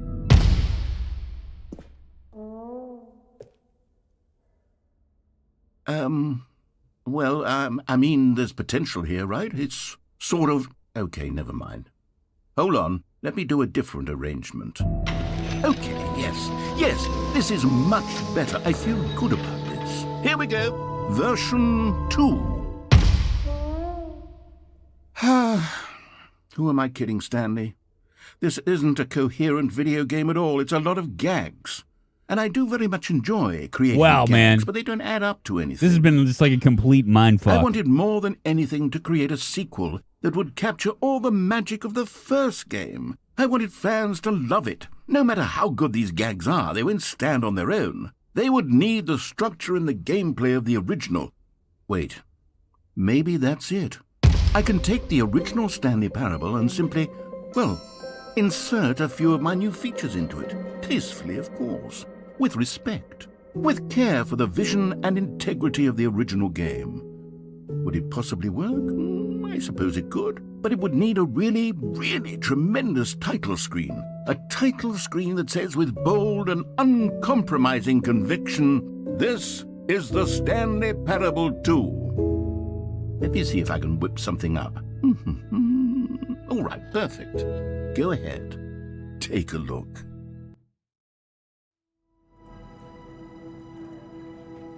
Oh, wow.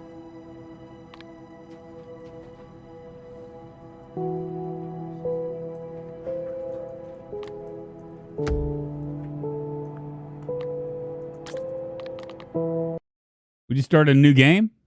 What the hell just happened? This is the story of a man named Stanley. Stanley worked for a company in a big We're at the building beginning. where he was employee number 427. Employee number 427's job was simple. He sat at his desk in room 427 and he pushed buttons on a keyboard. Orders came to him through a monitor on his desk, telling him what buttons to push, how long to push them, and in what order.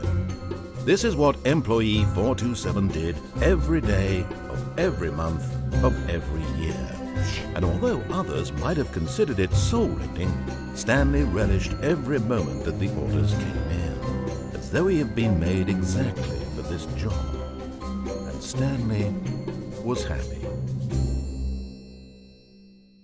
And then one day, something very peculiar happened. Stanley Parable 2. Something that would forever change Stanley. Something he would never quite forget. He had been at his desk for nearly an hour when he realized that not one single order had arrived on the monitor for him to follow. Doing it right, No one Sagnut. had showed up to give him instructions, call a meeting, or even say hi. Never in all his years at the company had this happened, this complete isolation. Something was very clearly wrong. Shocked, frozen solid, Stanley found himself unable to move for the longest time. But as he came to his wits and regained his senses, he got up from his desk and stepped out of his office. All right. All of his co-workers were gone. What could it mean? Stanley decided to go to the meeting room. Perhaps he had simply missed a memo. Stanley felt the bucket calling to him, begging him to pick it up. Why was he not doing it? A bucket? Oh. Stanley picked up the bucket.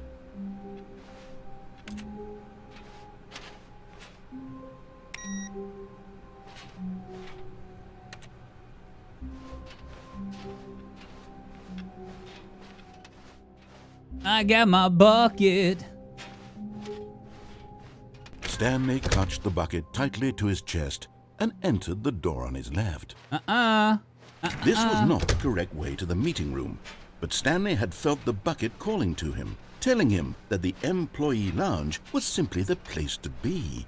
Indeed. And here it was. Had the bucket turned out to be correct? Was this better than the meeting room? Yes, Stanley thought to himself. Yes, perhaps it truly was. How insightful the bucket turned out to be. Is this Ultra Deluxe or just the first? It's Ultra Deluxe, my friend. And welcome on in, Mooneyham Tech. It's been a complete. I've never played this Truly, game before. Being here with the bucket. No, never mind. Oh The shit! bucket was wrong.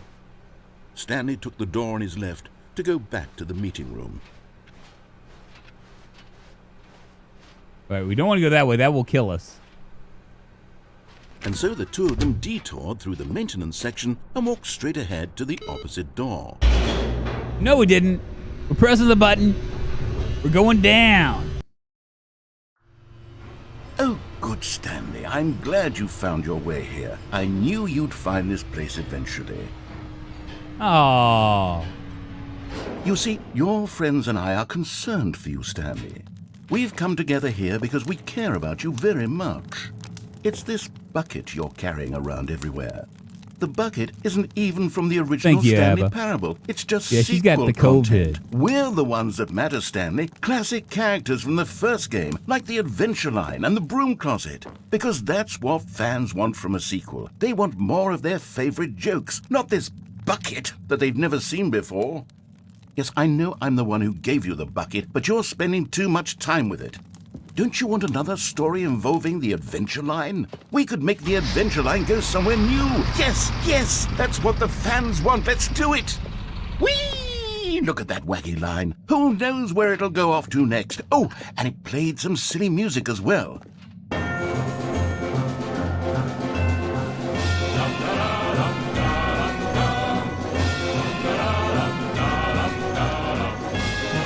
Now this is what the Stanley Parable is all about. Don't you remember all those great jokes from the original dialogue? Also, Stanley is addicted to drugs and hookers. Yes, it's as classic now as it was back then. Let's do it for the fans, Stanley. Let's give them more content exactly like this. But if we want to do that, you're going to have to give something up. What am I going to have to give up?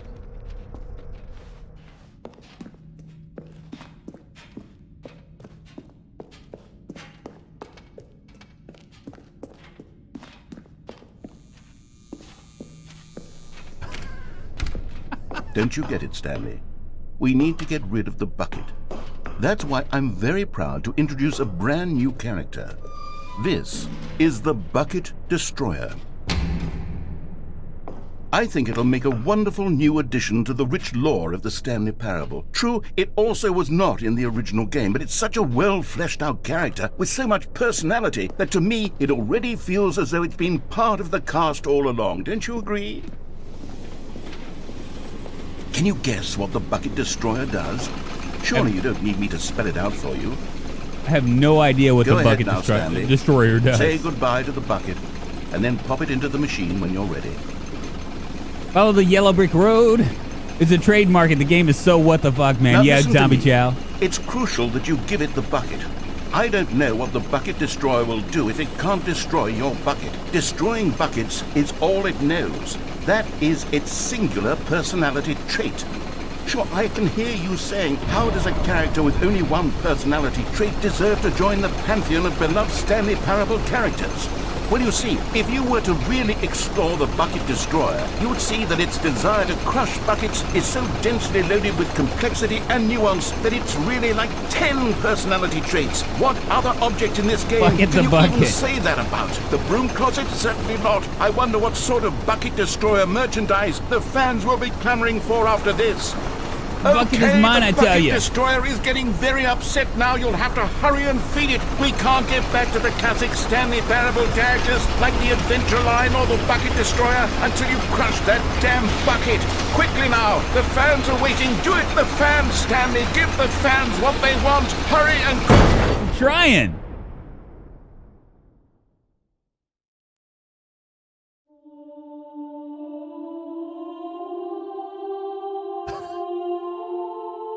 The Bucket Destroyer. My prized creation. You had so much potential. We were going to do such marvelous things with you, tell such spell-binding stories about you. All of it squandered now. Goodbye, new friend. For the moment in time that you were here, you were magnificent. Yes, my wife and daughter both have the COVID. I actually had it probably about 5 months ago. I mean, I don't know if I'll get it again. I don't know. But she's my wife's on, my daughter feels better already. My wife's on the mend. But thank you very much.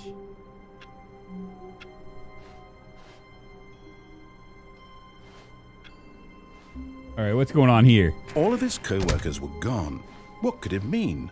Stanley decided to go to the meeting room. Perhaps he had simply missed a memo.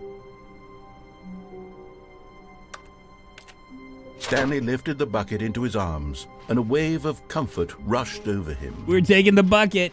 Stanley clutched the bucket tightly to his chest and entered the door on his left. Nope. This was not the correct way to the meeting room, but Stanley had felt the bucket calling to him, telling him that the employee lounge was simply the place to be. And here it was. Had the bucket turned out to be correct? Was this better than the meeting room? Yes, Stanley thought to himself. Yes, perhaps it truly was. How insightful the bucket turned out to be. What a nice bucket. No, never mind. The bucket was wrong. Stanley took the door on his left to go back to the meeting room. All right, we're going to skip. And so the two of them detoured through the maintenance section and walked straight ahead to the opposite door. Maybe not.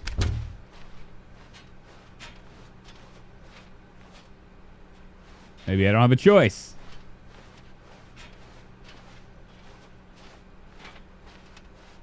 still no one was here. Stanley needed the bucket's warmth and comfort now more than ever.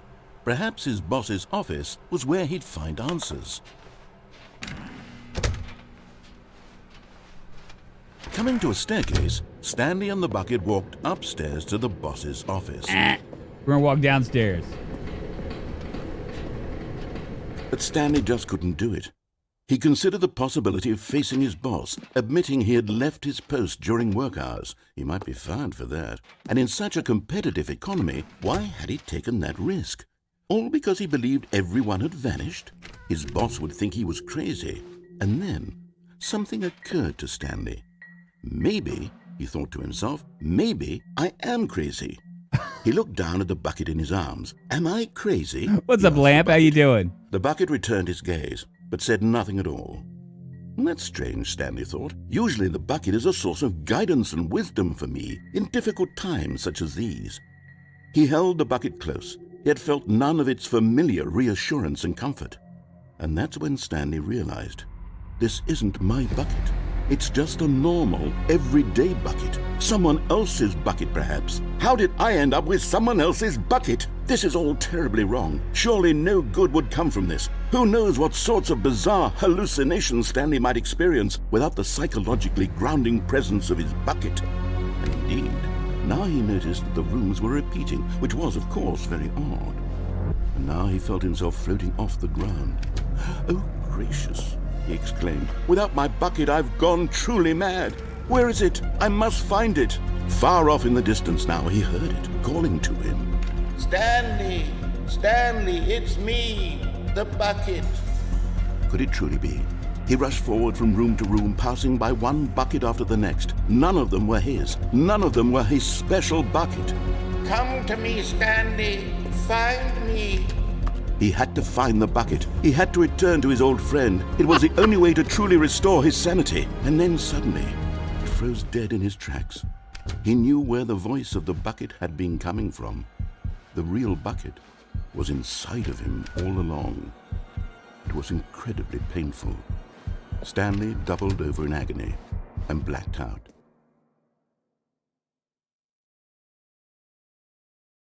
What just happened? This is the story of a woman named Mariela.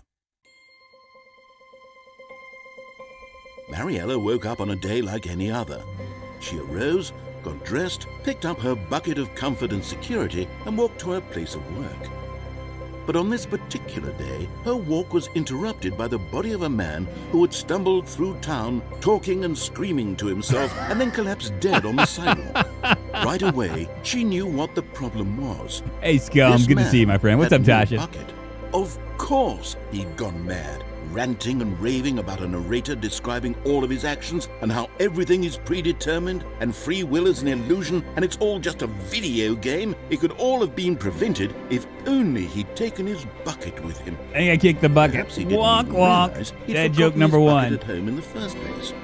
How cruel the world can be, Mariela thought, and she hugged her own bucket even tighter. But of course, she had no time for this. There were a myriad of confusing problems she would soon have to confront at work, for which her bucket would provide absolute guidance and total clarity on everything.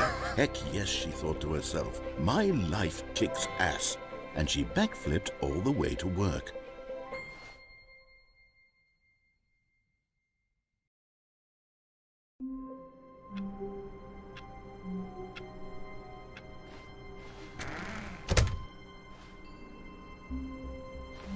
Did I pick up the bucket again?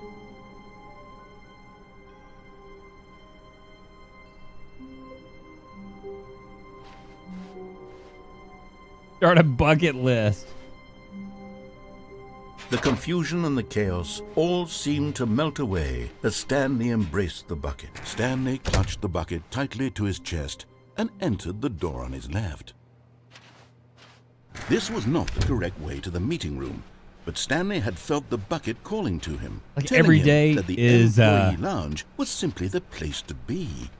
Every day's Groundhog And Day it here. was. Had the bucket turned out to be correct? Was this better than the meeting room? Yes, Stanley thought to himself. Yes, perhaps it truly was. How insightful the bucket turned out to be.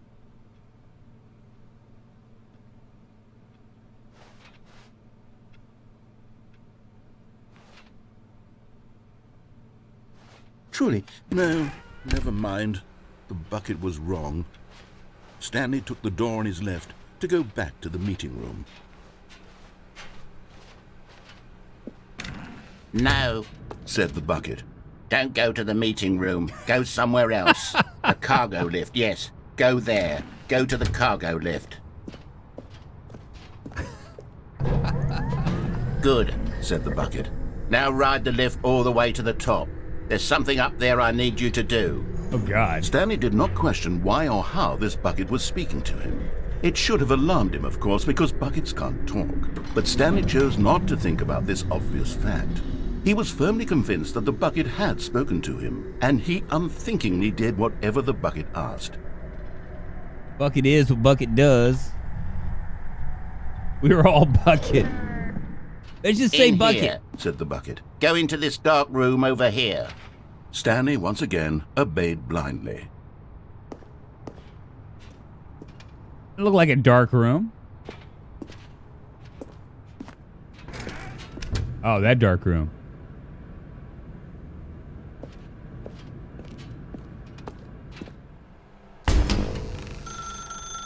Now pick up the phone, said the bucket. Pick up the phone and it will take us back home, where we can go about life together.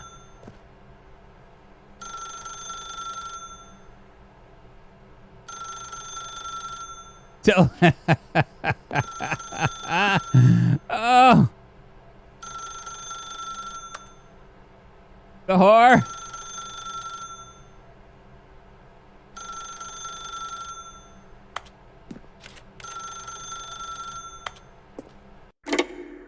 I can't pick up the phone.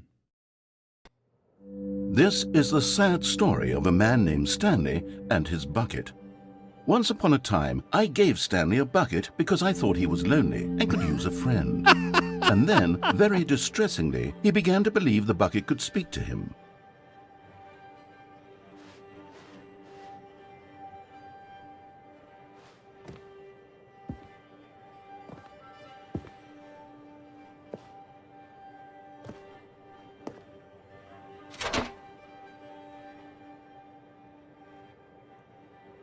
Hello, Stanley. It's me, your bucket. Press Q to take me to work with you. What if I press another button? The Stanley Parable Reassurance bucket was merely meant to provide the comforting glow of companionship. It doesn't literally talk and give you orders. Whatever Stanley is hearing the bucket say to him is just in his head. Press J to take me back home with you. Lately, I've been concerned about him. Wouldn't you be concerned as well? To see him delusional like this, obsessing over an inanimate metal object? I want to say something to him, but I don't know how I can convince him. I don't know if he'll listen to me.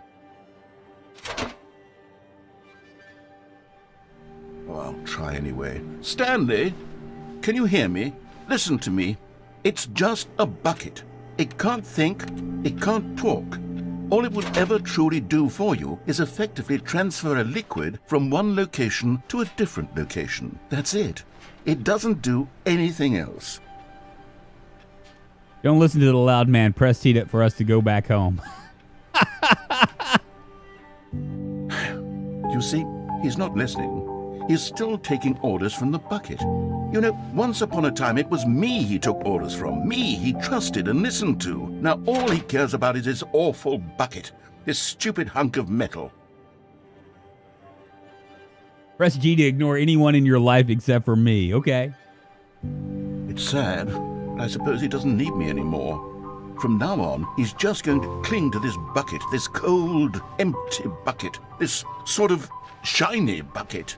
Well, I'll give it this. The bucket does have a nice shine to it. Where's the bucket? I don't have my bucket anymore. Oh, there it is. Thank goodness. I need my bucket. You believe I'm real, don't you, Stanley? Press F to go back home, okay? Yes, I suppose on closer inspection that it doesn't quite look like your average hardware store bucket.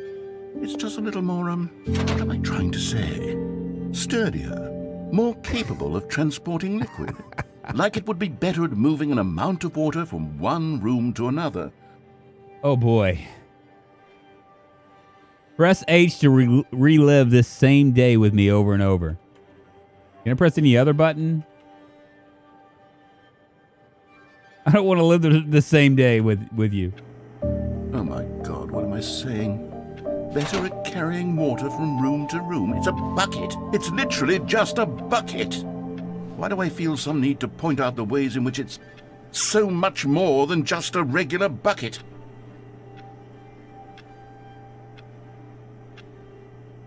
Press V to go home to work to home to work to home. Oh no.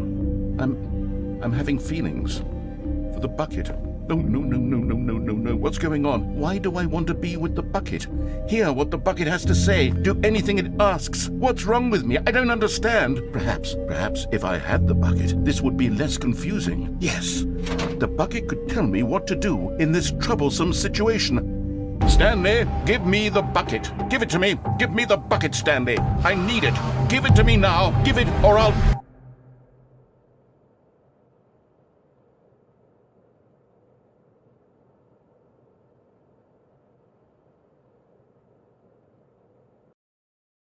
What the hell, man? That bucket is going crazy. All of his co-workers were gone. What could it mean? Stanley decided to go to the meeting room. Perhaps he had simply missed a memo. I learned my lesson about the bucket. You know what, actually? Let's take the bucket to, go grab that bucket again.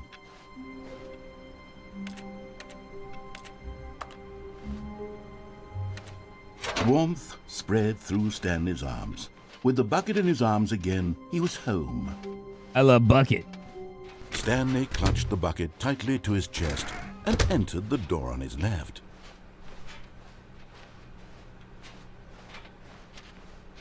Still no one was here. Stanley needed the bucket's warmth and comfort now more than ever. Perhaps his boss's office was where he'd find answers. Coming to a staircase, Stanley and the bucket walked upstairs to the boss's office. Stanley and the bucket. Together forever, baby. Stepping into his manager's office, Stanley was once again stunned to discover not an indication of any human life. Crushed by the weight of this revelation, Stanley may have broken down into an emotional dumpster fire if not for the soothing presence of the bucket.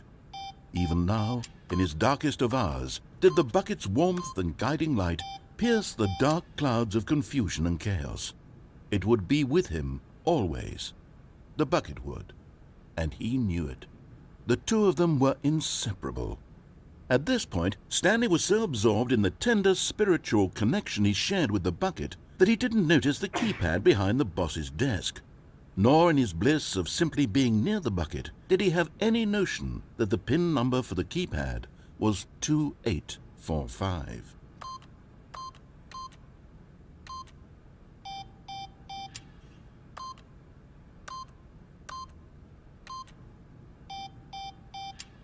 Stanley just sat around twiddling his thumbs. Trying to input anything on the device was useless, since he could never possibly know that the combination was 2845.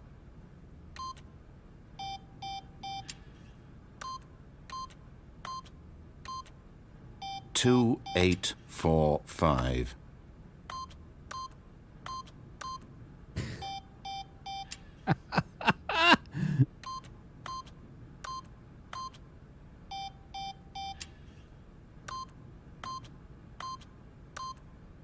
Forgot, but it turns out that the panel's emergency override kicked in, and the door just opened all by itself. Amazing. And Stanley got the hell along with the story.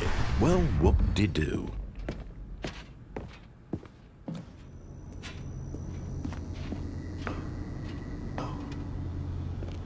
Hey! You found one of them. One of the miniature Stanley figurines. Remember, no reward for collecting all of these, only the intrinsic pleasure of a job well done. You can't buy that sort of happiness, Stanley. God knows I've tried. So, I implore you to savor each and every moment you come across one Press of these Control beautiful X figurines. to put the bucket on your head. We found it.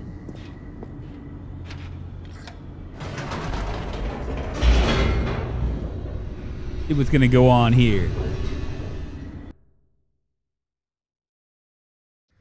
The elevator raced downward, plummeting towards an unknown fate. It would be all Stanley could do to keep himself together, if not for the bucket. Soothing him, comforting him, reassuring that in this darkest moment of uncertainty, he would be all right. The bucket is here for you, Stanley. Everything will be fine. Gonna be fine, baby. Just Stanley fine. and the bucket walked straight ahead through the large door that read, Mind Control Facility. Although this passageway had the word escape written on it, the truth was that at the end of this hall, Stanley and the bucket would both meet a violent death. Don't believe you. The door behind them was not shut. Stanley and the bucket still had every opportunity to turn around and get back on track. At this point, Stanley and the bucket were knowingly walking forward into a very painful death for each of them. No way. No way. Am I gonna fall to my death? Can you tell me? I mean, it looks like it could be a painful death, but what are my chances, y'all? What are my chances of falling to a painful death here? Go to death.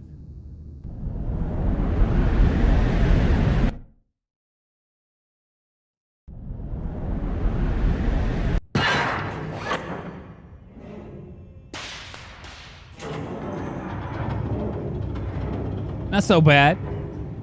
It's not so bad. As the machine whirred into motion and Stanley and the bucket inched closer to their demise, Oh, wait a minute. Stanley reflected on how meaningless the bucket's warmth and comfort had turned out to be. To be sure, it puts the mind and the soul at ease to embrace the bucket, but what use is a sense of ease when you're about to be crushed to death? This is what Stanley thought to himself, and he sort of kicked himself for wasting so much time carrying a bucket everywhere. Farewell, Stanley.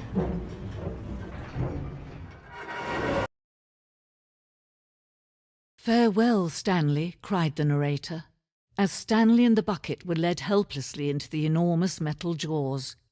In a single visceral instant, the bucket's life came to an end as it was crushed violently to death.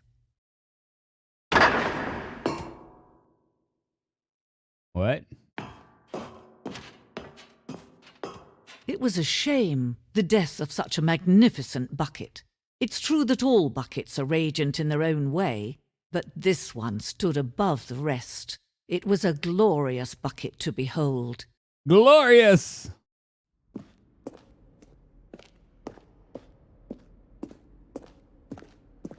The bucket welcomes you to the grand exhibit. You're standing at the precipice of knowledge, much like a bucket itself. The human mind is frequently empty within, a cavernous void. But through use of the exhibit in front of you, the mind becomes full and enriched and substantiated. Knowledge of the bucket and its history is the only true knowledge we really have. Will you take what you learn here out with you into the world? Will you accept, with an open mind, what may be challenging about the information in this exhibit? Will you change the lives of yourself and your loved ones as a result of this exhibit? Or will you turn a blind eye and continue to live as you were, in ignorance and darkness? All hail the bucket.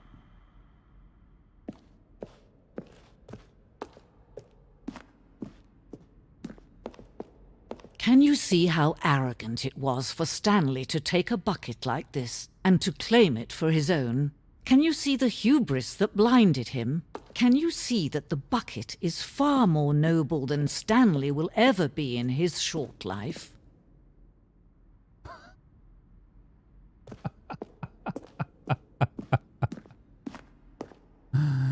Oh my goodness. A bucket with two handles. The bucket is depicted as having two handles, such as design has never been created in real life. Having been deemed too dangerous and recklessly experimental, every year dozens are put to death just for attempting it. We killed the bucket. We need a moment of silence for the bucket.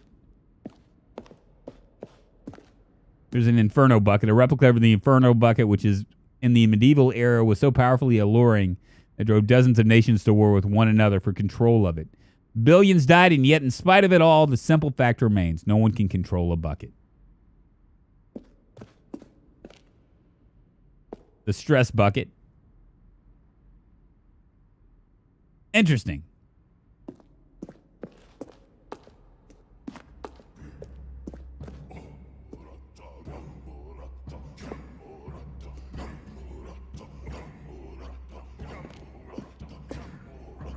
Well, we know that buckets predate the existence of mankind. We do not know by how long. This cave drawing depicts early man's discovery of the practical uses of the bucket, by which time the bucket had already likely been around for several millennia.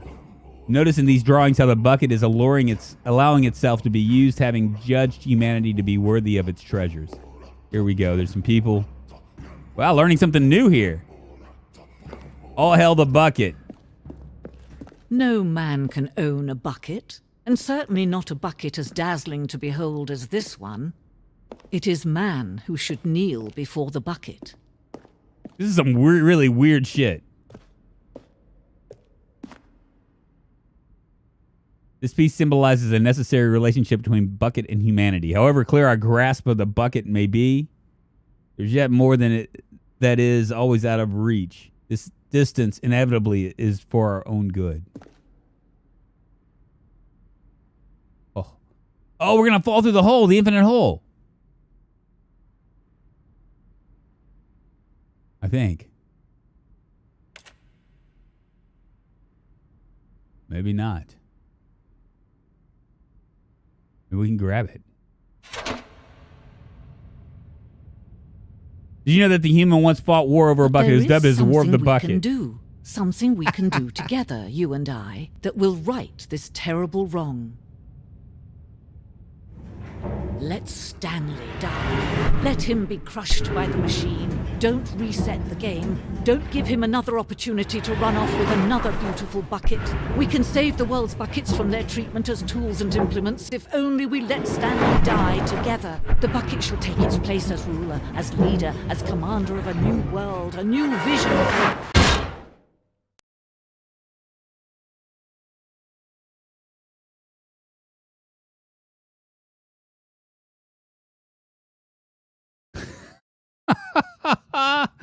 Oh my God! It just keeps going, doesn't it?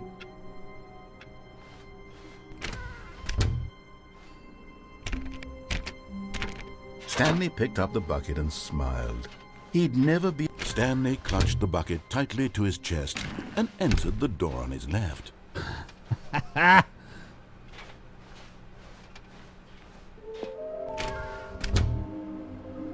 Uh-oh.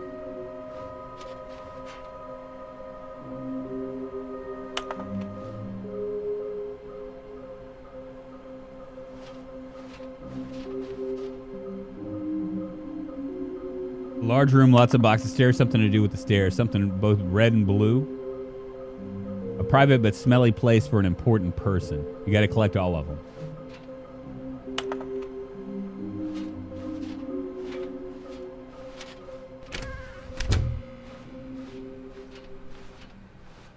Coming to a staircase, Stanley and the bucket walked upstairs to the boss's office. Of course we're going to walk upstairs to the boss's office. This time we're going to go and turn off the mind control stuff. For sure. Stepping into his manager's office, Stanley was once again stunned to discover not an indication of any human life. Crushed by the weight of this revelation, Stanley may have broken down into an emotional dumpster fire, if not for the soothing presence of the bucket. Even now, in his darkest of hours, did the bucket's warmth and guiding light pierce the dark clouds of confusion and chaos. It would be with him, always. The bucket would. Which one was it? He knew it. The two of them were inseparable. At this point, Stanley was so absorbed in the tender spiritual connection he shared with the bucket that he didn't notice the keypad behind the boss's desk. Nor in his bliss of simply being near the bucket did he have any notion that the PIN number for the keypad was 2845. Ah, 2845, that's what it was. But Stanley guessed the correct code by sheer luck. Was it that the bucket knew all along? Was the bucket guiding him? Yes, this is certainly the most logical explanation. All hell the bucket. We're gonna go down here. We're gonna take care of business now. Taking care of business every day. Of course, leave God. That's the right one. It's always the right.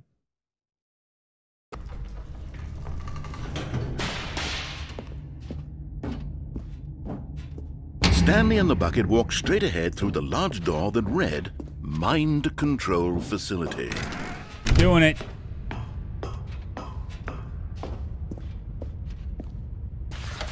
The lights rose on an enormous room packed with television screens.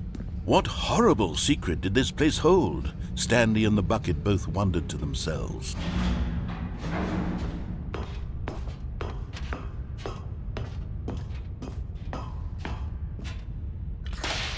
The monitors jumped to life, and Stanley nearly dropped the bucket in shock. Everyone in the office was being videotaped, monitored like guinea pigs. I don't have an answer for you, Andrew Brown. I'd never seen anything like this, and it very nearly burst into tears as Stanley cradled it gently, reassuring it that everything would be fine. Oh, the bucket is sad. Was the bucket under the mind control facility's influence as well? Had the bucket been told to do things it didn't wish to do? What kinds of things does a bucket want to do or not want to do in the first place?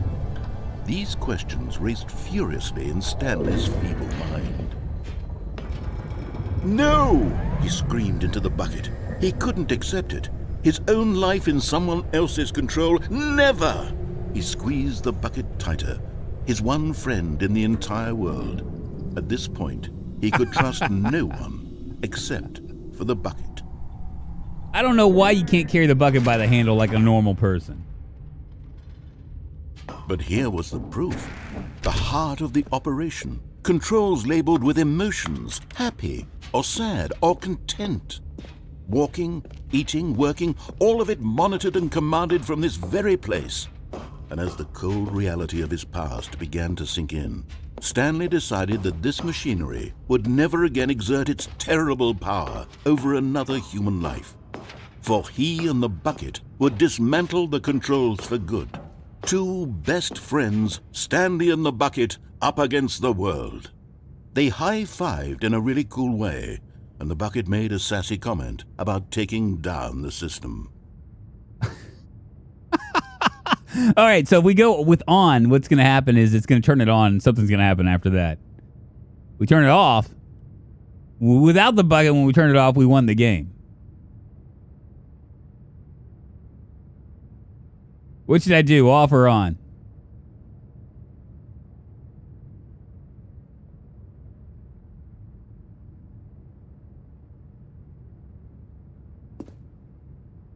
Off or on?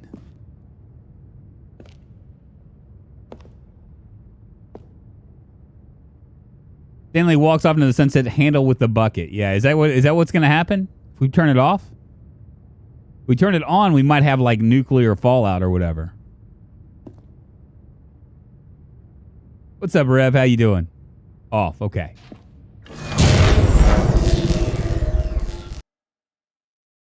Really, really trippy game. Stanley and the bucket waited in blackness. Was it over? Yes, they had done it. Stanley and the bucket had defeated their greatest and darkest enemy, freed themselves from the tyrannical grip of the evil mind control machine. Freedom was now mere moments away. Excitedly, the two of them began to discuss the kind of life they wanted to live once they stepped through this massive door. The bucket wanted to learn to roller skate. Stanley wanted to sneeze in every country on Earth. Both of them wanted to begin watching a movie, any movie, but then stop it halfway through and begin watching it in reverse from the end. True, it was a simple life they envisioned, but it was one they'd lived together, with one another to lean on, to trust, to support. What? Wait. What was happening? Why had the door stopped? Was Stanley and the bucket not about to be freed? An unbearable silence filled the room, lingering in uncertainty, until finally the truth hit Stanley square in the face. This building did not want the bucket to leave. Even the facility itself recognized the incredible calming presence of the bucket, needed the soothing warmth of the bucket, would go to any lengths not to part with the bucket. No. Stanley can't leave this place, not while he has such a precious bucket in his arms. Not while this building has anything to say about it. Stanley realized he would never again leave this very room. But at least he has the bucket. To be trapped eternally in darkness isn't really so bad, Stanley thought to himself. As long as I have my bucket with me, right? I'll be okay, won't I?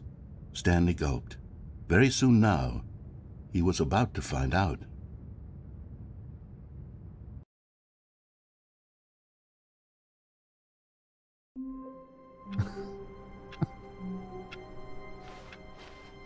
All of his co-workers were gone.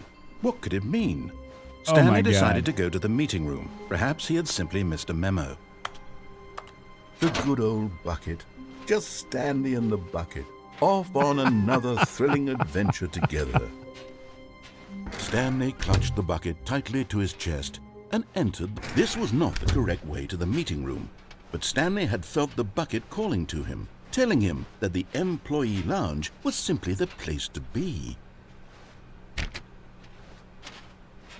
And here it was. Had the bucket turned out to be correct? Was this better than the meeting room?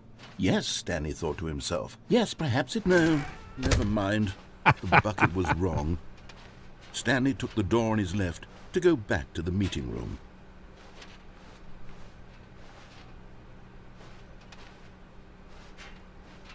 And so the two of them detoured through the maintenance section and walked straight ahead to the opposite door.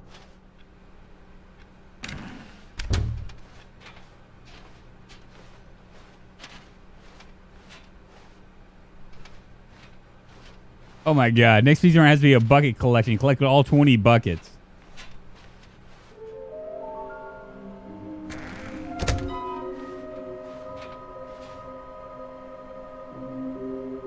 Managed to pick up sounds unusual to our regular office ambiance or local audio sources using an array of cardioid microphones.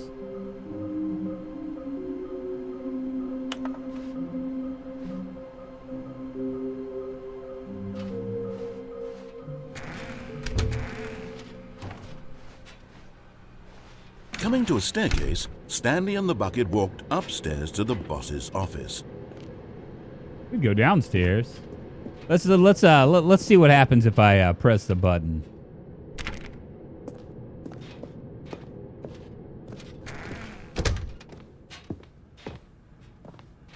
Stepping into his manager's office, Stanley was once again stunned to discover not an indication of any human life. Crushed by the weight of this but Stanley guessed the correct code by sheer luck. Was it that the bucket knew all along? Was the bucket guiding him? Yes, this is certainly the most logical explanation.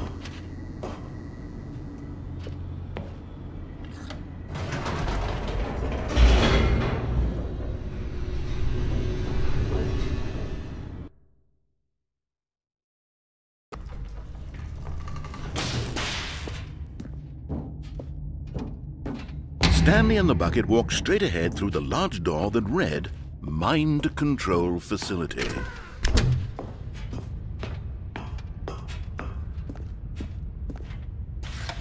The lights rose. Come on, baby. An enormous room. Lamp will be turned off by bucket. Yeah, you should loot all the differences. What horrible secret all did this place hold? The differences Stanley in each and the room bucket seems to be both wondered clues. to themselves.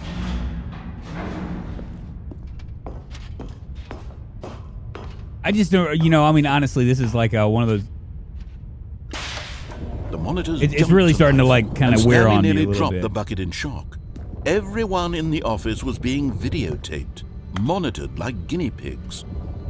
The bucket had never seen anything like this, and it very nearly burst into tears as Stanley cradled it gently, reassuring It's really it starting to that wear on me. everything would be fine. Was the bucket under the mind control facility's influence as well? Had the bucket been told to do things it didn't wish to do?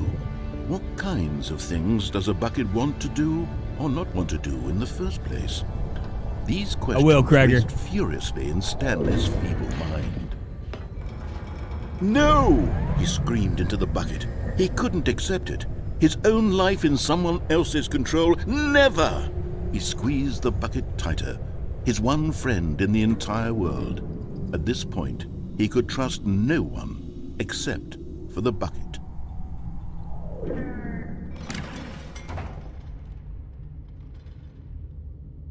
But here was the proof. The heart of the operation. Controls labeled We're going with in here, emotions, pressing the button. Happy or sad or content.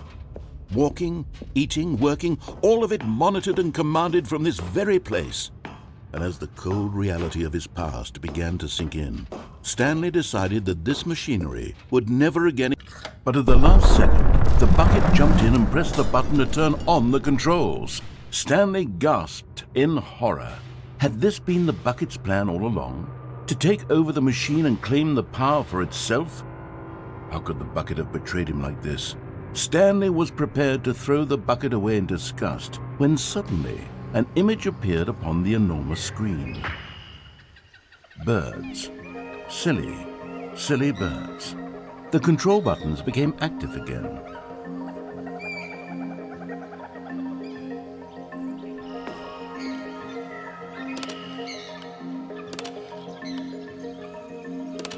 Stanley flipped through one video of silly birds after another, and then it dawned on him. This wasn't a mind control facility at all. It was a facility for monitoring and surveilling silly birds all over the world. The mind controls were only a facade to disguise its true intentions. I'm impressed you lasted this long, Drunk. I've been working with this in the background. I'm ready to destroy every bucket I see. The one who had pointed him towards this incredible discovery. Stanley and the bucket never found freedom because they spent the rest of their lives here in this place, flipping through live streams of the silliest birds imaginable. Of all the possible paths his life could have taken, this one was surely the best. Aww. And Stanley was happy. This game on acid would send you bonkers, you think?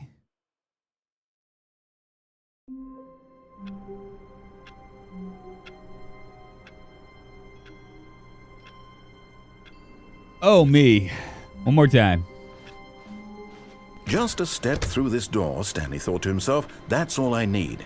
If I can make it through this door, I can make it through them all. No matter how hard Stanley looked, he couldn't find a trace of his co-workers.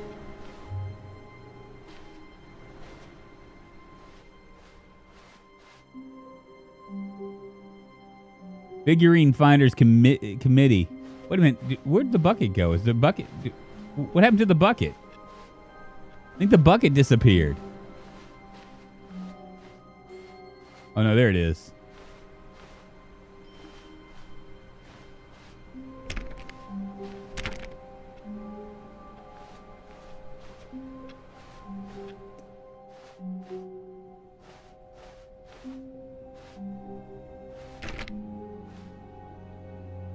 How do we get in there? When Stanley came to a set of 2 open doors, he entered the door on his left. Nope. This was not the correct way to the meeting room, and Stanley knew it perfectly well. Perhaps he wanted to stop by the employee lounge first, just to admire it.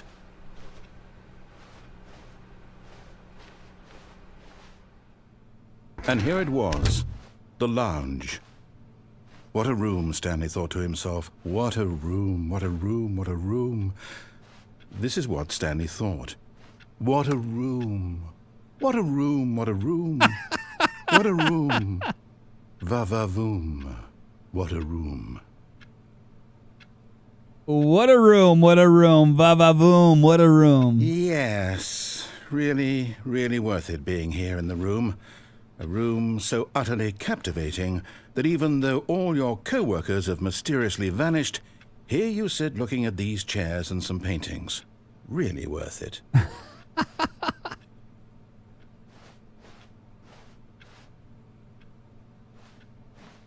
At this point, Stanley's obsession with this room bordered on creepy and reflected poorly on his overall personality.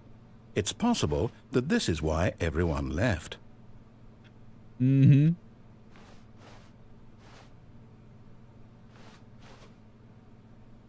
Stanley sat around waiting for more dialogue, but when a long time had passed and there was no more, he decided that the game was trying to send him a message.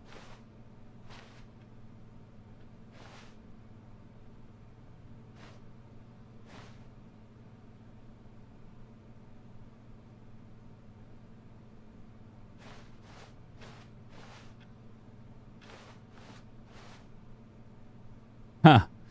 Which happened? The birds flew off with it. Oh no, the game's got to him. He's missed his bucket. I gave up on the bucket.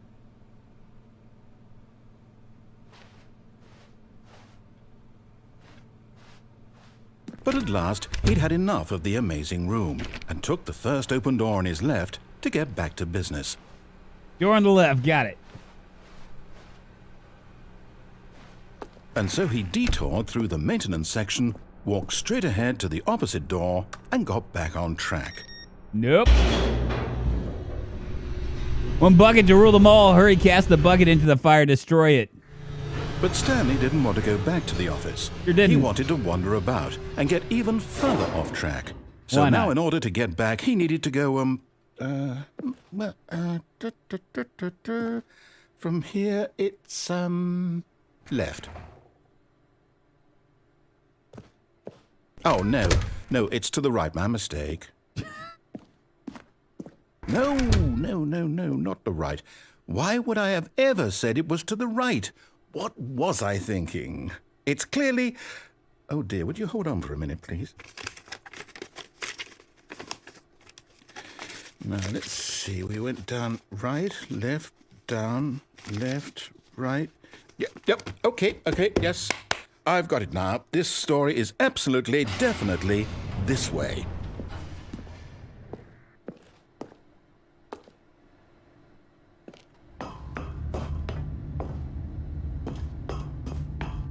No. This isn't right at all. You're not supposed to be here yet. This is all a spoiler. Quick, Stanley, close your eyes. Okay. We just have to get back to, oh, who am I kidding? It's all rubbish now. The whole story completely unusable. How about, rather than waste my time trying to salvage this nonsense, we'll just restart the game from the beginning. And this time, suppose we don't wander so far off track, Okay, from the top.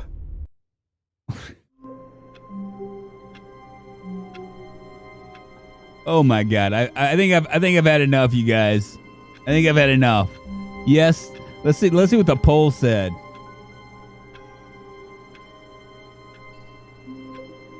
Will I lose my mind trying to play this game? 72% of you guys got it right because my mind is blown. My mind is completely gone. Fun game. It's fun game in the sense that you don't know what's going to happen. Point and click games usually aren't my thing. But yeah, I can see where why it won so many awards and stuff.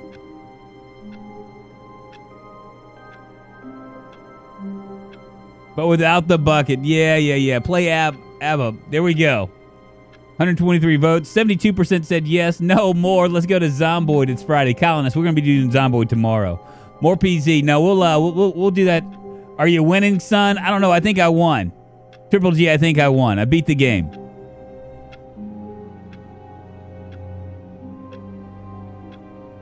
Pretty crazy.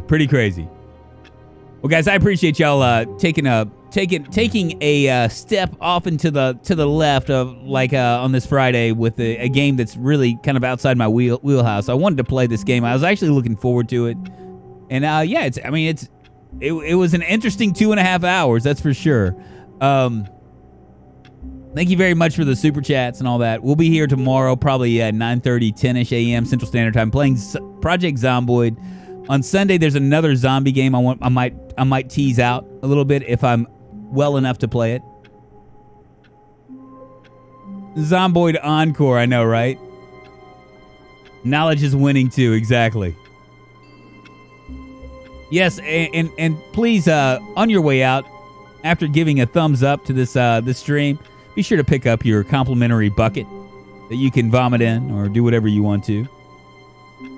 Oh my goodness. Have a great day, everyone. It was fun. Hey, Kiku, thank you very much. I appreciate it. We will be doing RimWorld next Wednesday. I've actually had a lot of people that have said they enjoyed they enjoyed watching it. So we're going to be doing that. Project Zomboid, though, tomorrow. Maybe a new game again on Sunday. And then we'll do multiplayer on Monday, probably. Did the game beat you? I don't, Deadeye Dix, I don't know, man. I think that the game beat me for sure. I don't know what to think about it, but I think that the game got to me. It got to me. I wish we could do raids. I don't, honestly, let me check and see if there's anybody on that's on YouTube, and we might do a raid if there's somebody there. I'm not 100% sure there's gonna be anybody there, though. May as well try, though, right? Customize, redirect. Yeah, no channels. I haven't figured out the rating on YouTube just yet, but when I finally do, we'll be doing that as well. I see you tomorrow, Hell Scraper. Yeah, we'll be playing Project Zomboid tomorrow. Romolesi, Rimworld is an amazing story game. Tons of ideas you can do in it. Yes, and we're just in vanilla right now. But as I get into it a little bit more, maybe we'll dive a little bit deeper into that, guys. Y'all have a great Friday. I'll see you tomorrow. Don't do anything I wouldn't normally do tonight. You know, because it is Friday, and Friday's all right for fighting and all that. I'll see y'all tomorrow. Y'all